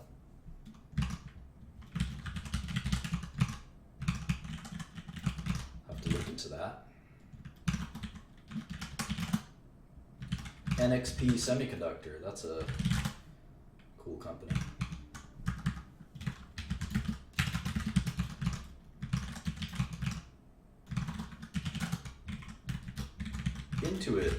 Intuit is TurboTax. Basically TurboTax, right?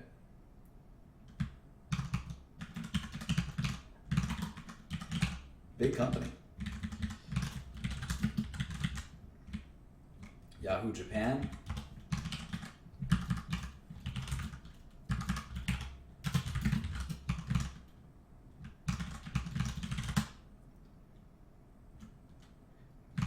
Yahoo Japan is almost worth more than Yahoo. Not really sure why.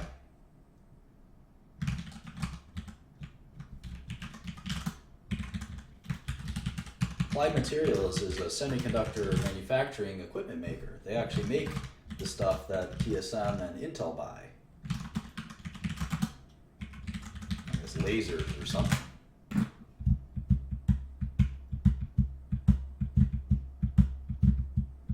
Corning makes glass stuff. In fact, their company used to be called Glassworks a long, long time ago.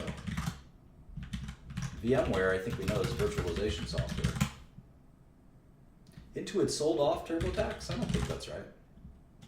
I don't think that's right. Maybe they did. Is it all QuickBooks?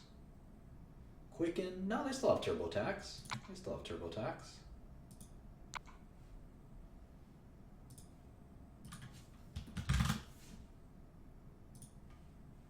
All right, VMware.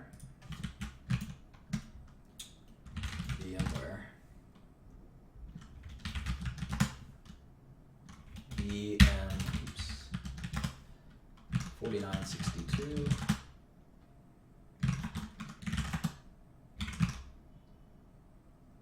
Oh.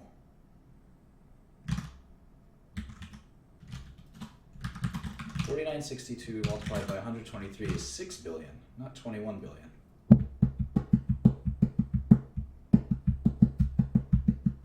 This is the Class A shares. There's different kinds of shares, I'm guessing.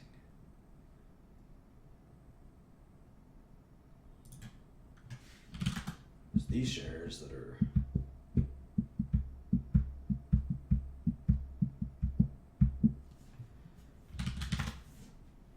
unlisted, I guess.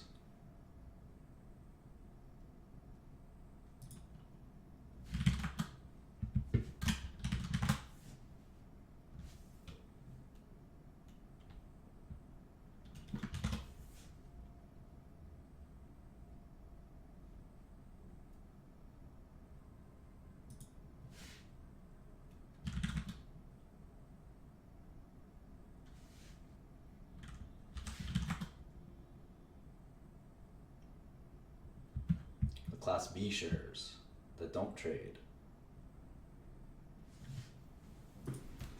So we'll work on the VMware's shares outstanding in a second. Oh, here we go. EMC is 300 million of them. So you got the 300 million of the B shares, and you've got 123 million. So that's 423 million. That's why it's a $20 billion company. ARM Holdings. What do these guys do? Looks like they make semiconductors. I don't know anything about them though. And that's a London stock.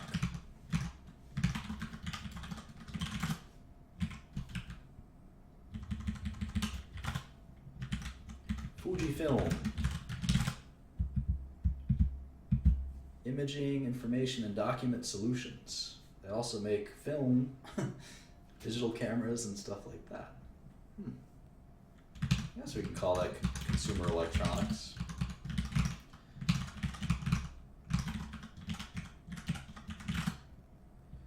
Wipro, that's another Indian offshore consulting company. What's that Indian rupee?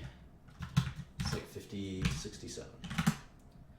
Okay, SK Hynix. That's one of these Korean. Let's see, this is the only Korean company we've seen thus far. They make DRAM. How about that? And look at their stock price, 30,000 won. A won is like $1,000. 1,000 won to $1, I think. Let's see, KRW, right? This 1,200 won to $1. That's the first Korean company we've looked at.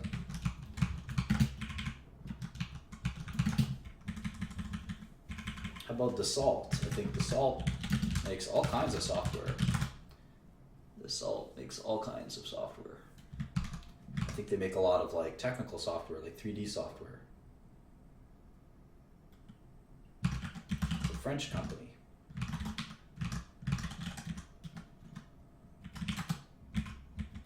HP Inc. That's the consumer facing part of HP now, I guess. They make printers and stuff.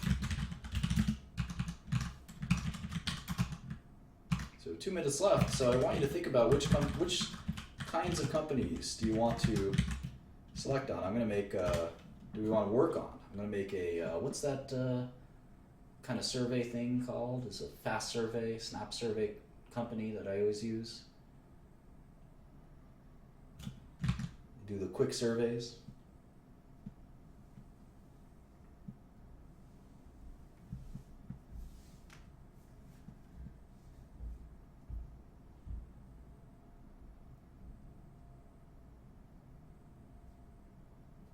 I forget what that thing is called. Not Survey Monkey, Straw Poll. There we go. Straw Poll. All right. So you guys have to, which tech subsector will we focus on? All right, telecom. So AT&T, Verizon. What else? China Mobile.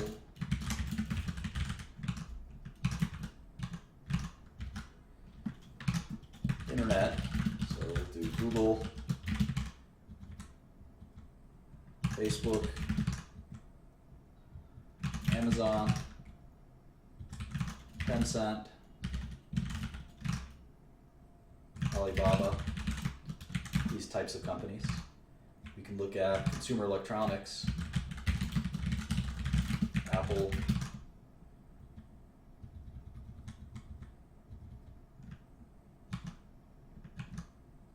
maybe group that with semiconductors. Consumer electronics plus semiconductors. Group that together. They kind of make sense, right? They feed into each other, don't they? Intel, TSM, Qualcomm.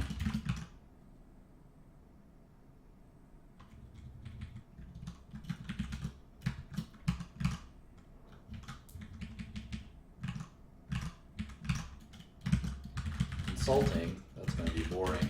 I don't think anyone's going to vote for that.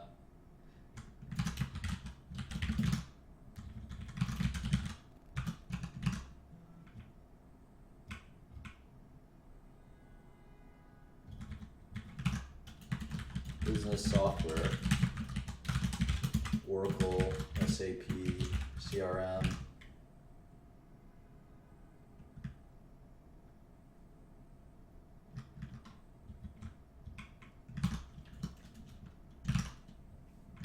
Microsoft, right? I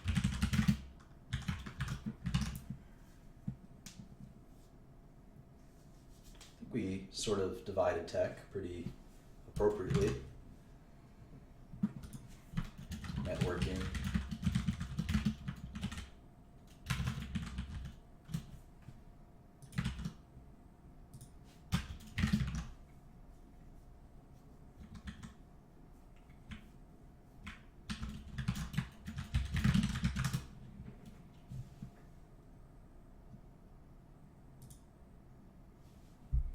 Alright.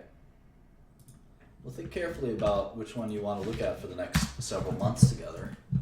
We're going to go on a journey and we're going to sort of graduate from basic stuff to more difficult and deep dive analysis. That'll be a lot more interesting.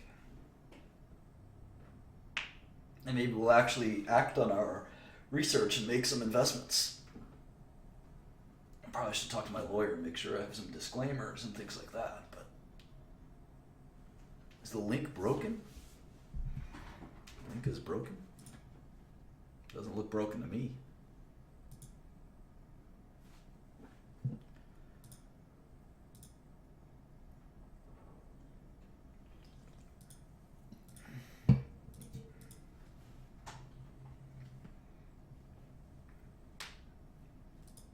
No. I'll show you my method.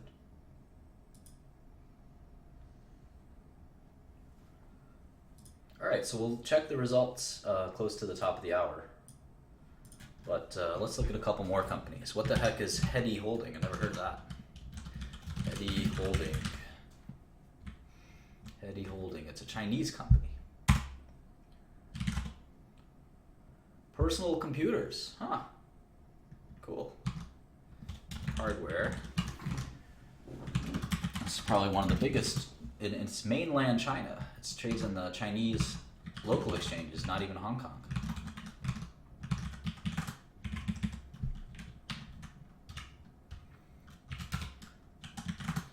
NetEase. That company's name is so familiar. NetEase. Sounds like a Chinese. Seems like a Chinese internet company.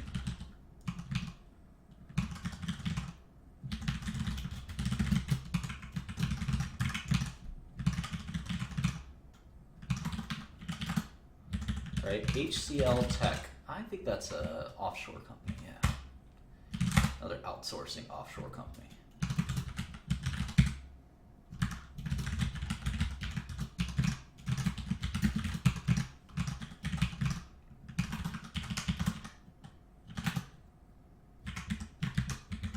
Cerner, that's a healthcare IT.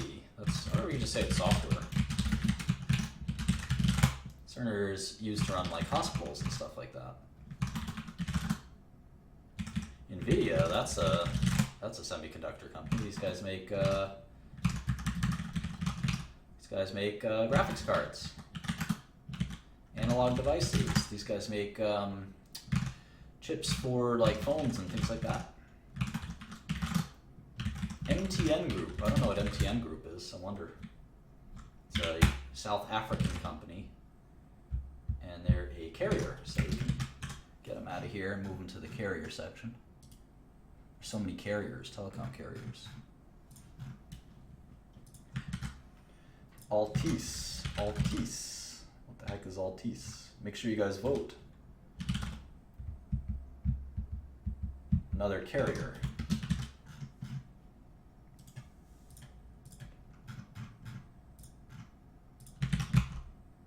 Sure, everybody's voting.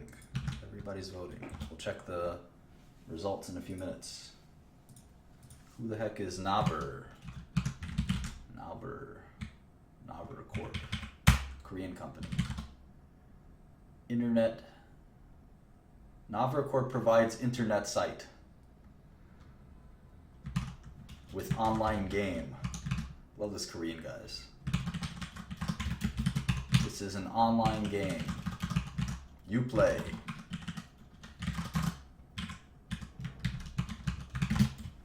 Alright, Checkpoint. I know what Checkpoint does. Security software, antivirus, stuff like that.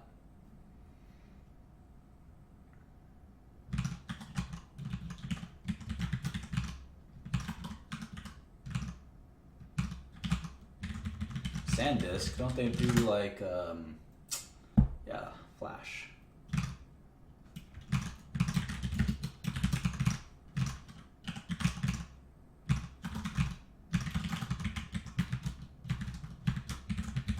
What the heck is Advanced Info? Advanced Info.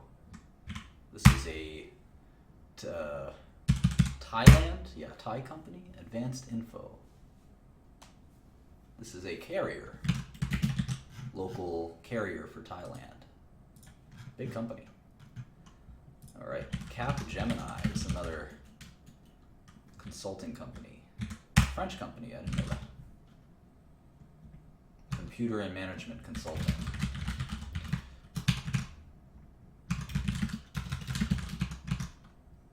Those are the top 100 tech companies. Alright, so let's check and let's see which is the sector that we're going to be focusing on. No, of course Kurt Cobain's credit card doesn't work. Come on. And don't interrupt the finance lesson with a irrelevant question.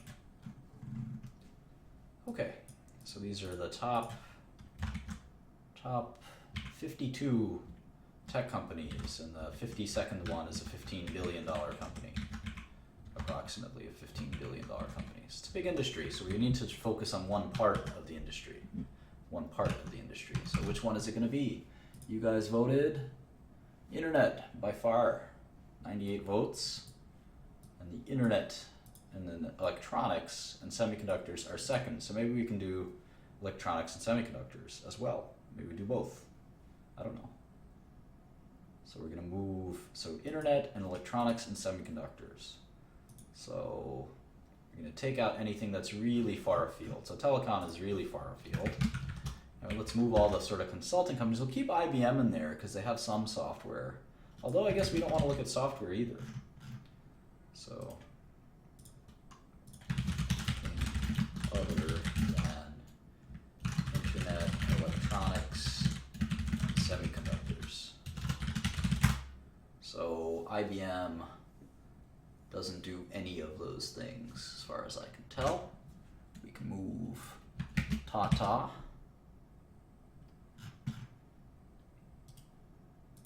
We can move Cisco, although, yeah, we can move Cisco.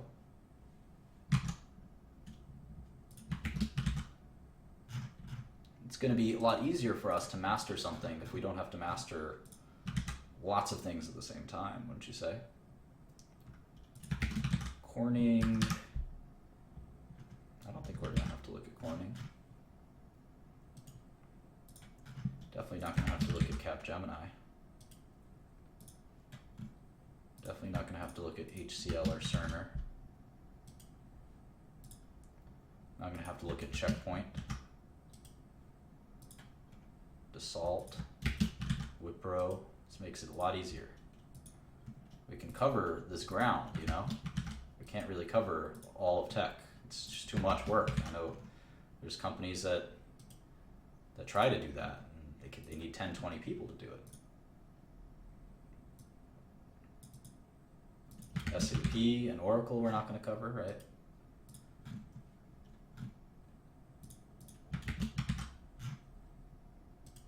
going to focus on the internet, and then I'm going to look at electronics and semiconductors a little bit too.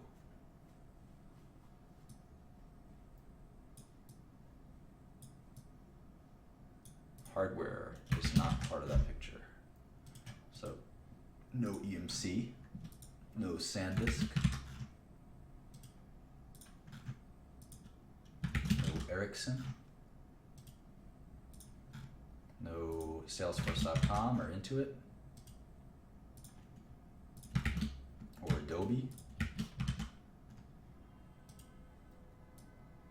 Put that all back here.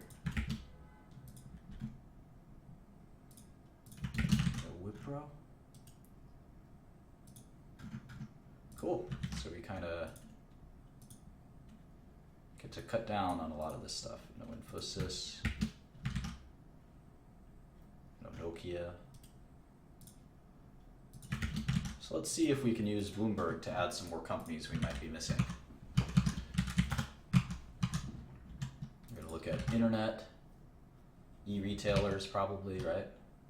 Let's see if we can add sectors.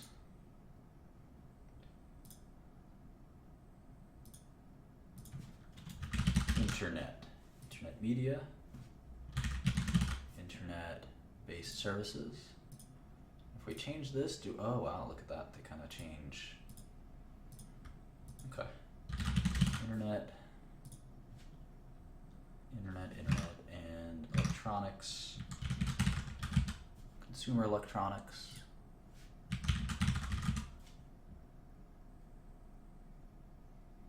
Maybe office electronics, semiconductors,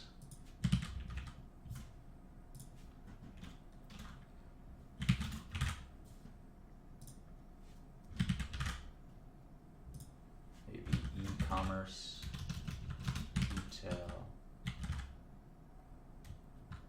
e-commerce, discretionary, there we go. I'm missing anything else? Internet, e-commerce, semiconductors.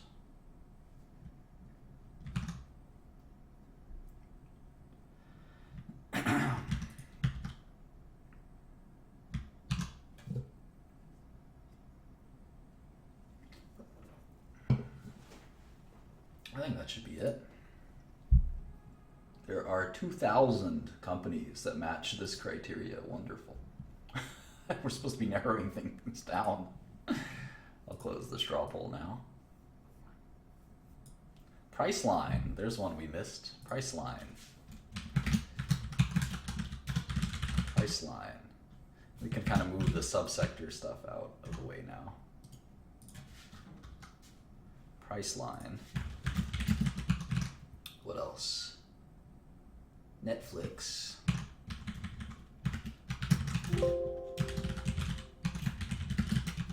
What else? JD.com. What the heck is JD.com? Does anyone know?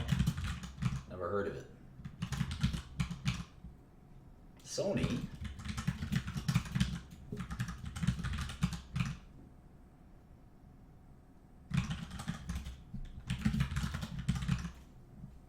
What else? eBay.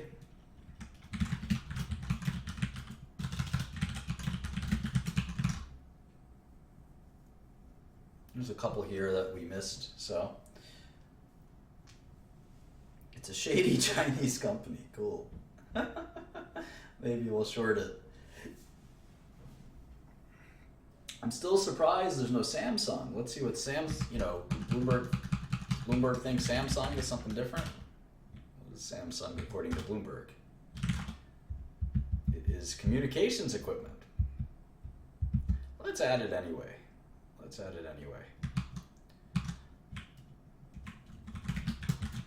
Samsung. All right, let's see what else Bloomberg has for us. Panasonic, Nintendo. Those are two that we didn't have. Just gonna list them down here. Panasonic, Nintendo, Hangzhou, Hikvi, Expedia, C-Trip. What else? LinkedIn, cool. Infineon. What else? Skyworks. Wow, that company's really grown, Skyworks. Rakuten, I know what Rakuten is. Lam Research, Xilinx, these are like both semiconductor companies. Micron, Twitter, that'll be fun. Micron, Twitter, MediaTek, KLA Tencor, these are such different companies. Maybe we'll just look at internet separately.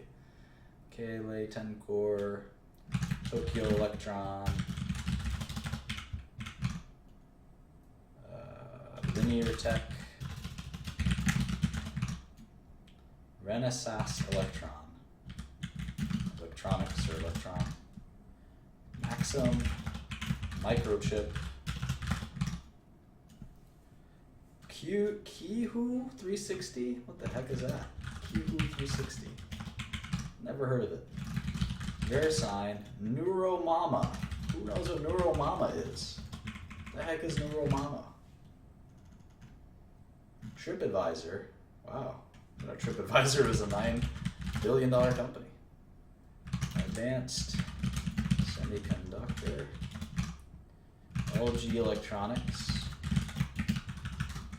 58.com. I don't know what that is.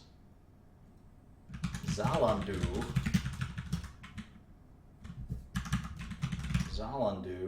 Ricoh, M3, Garmin. See, now we're getting down to $7 billion companies. VIP Shop, Seiko Epson, Sanan Optoelectronics, Corvo, that's a bad word in Albanian. Nikon, Terra Memories. Wow, I thought I knew this space a little bit. Huh. Kako, STM, no STM, Marvel, Liberty Ventures,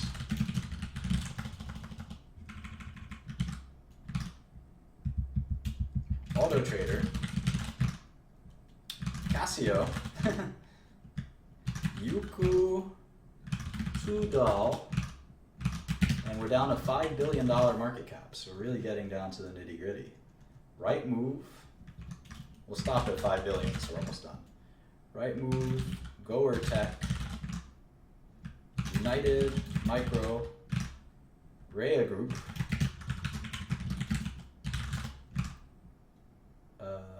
Mercado Libre,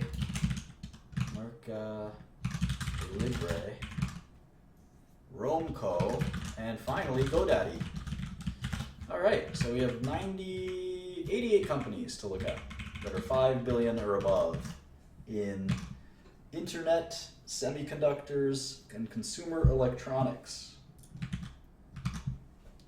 So thank you for joining, and we'll maybe look at the smaller companies someday, and we're going to have to figure out how to segment all of this, but thank you for picking out these sectors for us to look at. I hope you learned something about Wall Street, ADRs, sort of my opinion on recommendations, kind of went over a bunch of stuff today, and we'll be back probably tomorrow with some more. So thanks so much for joining. Have a good one.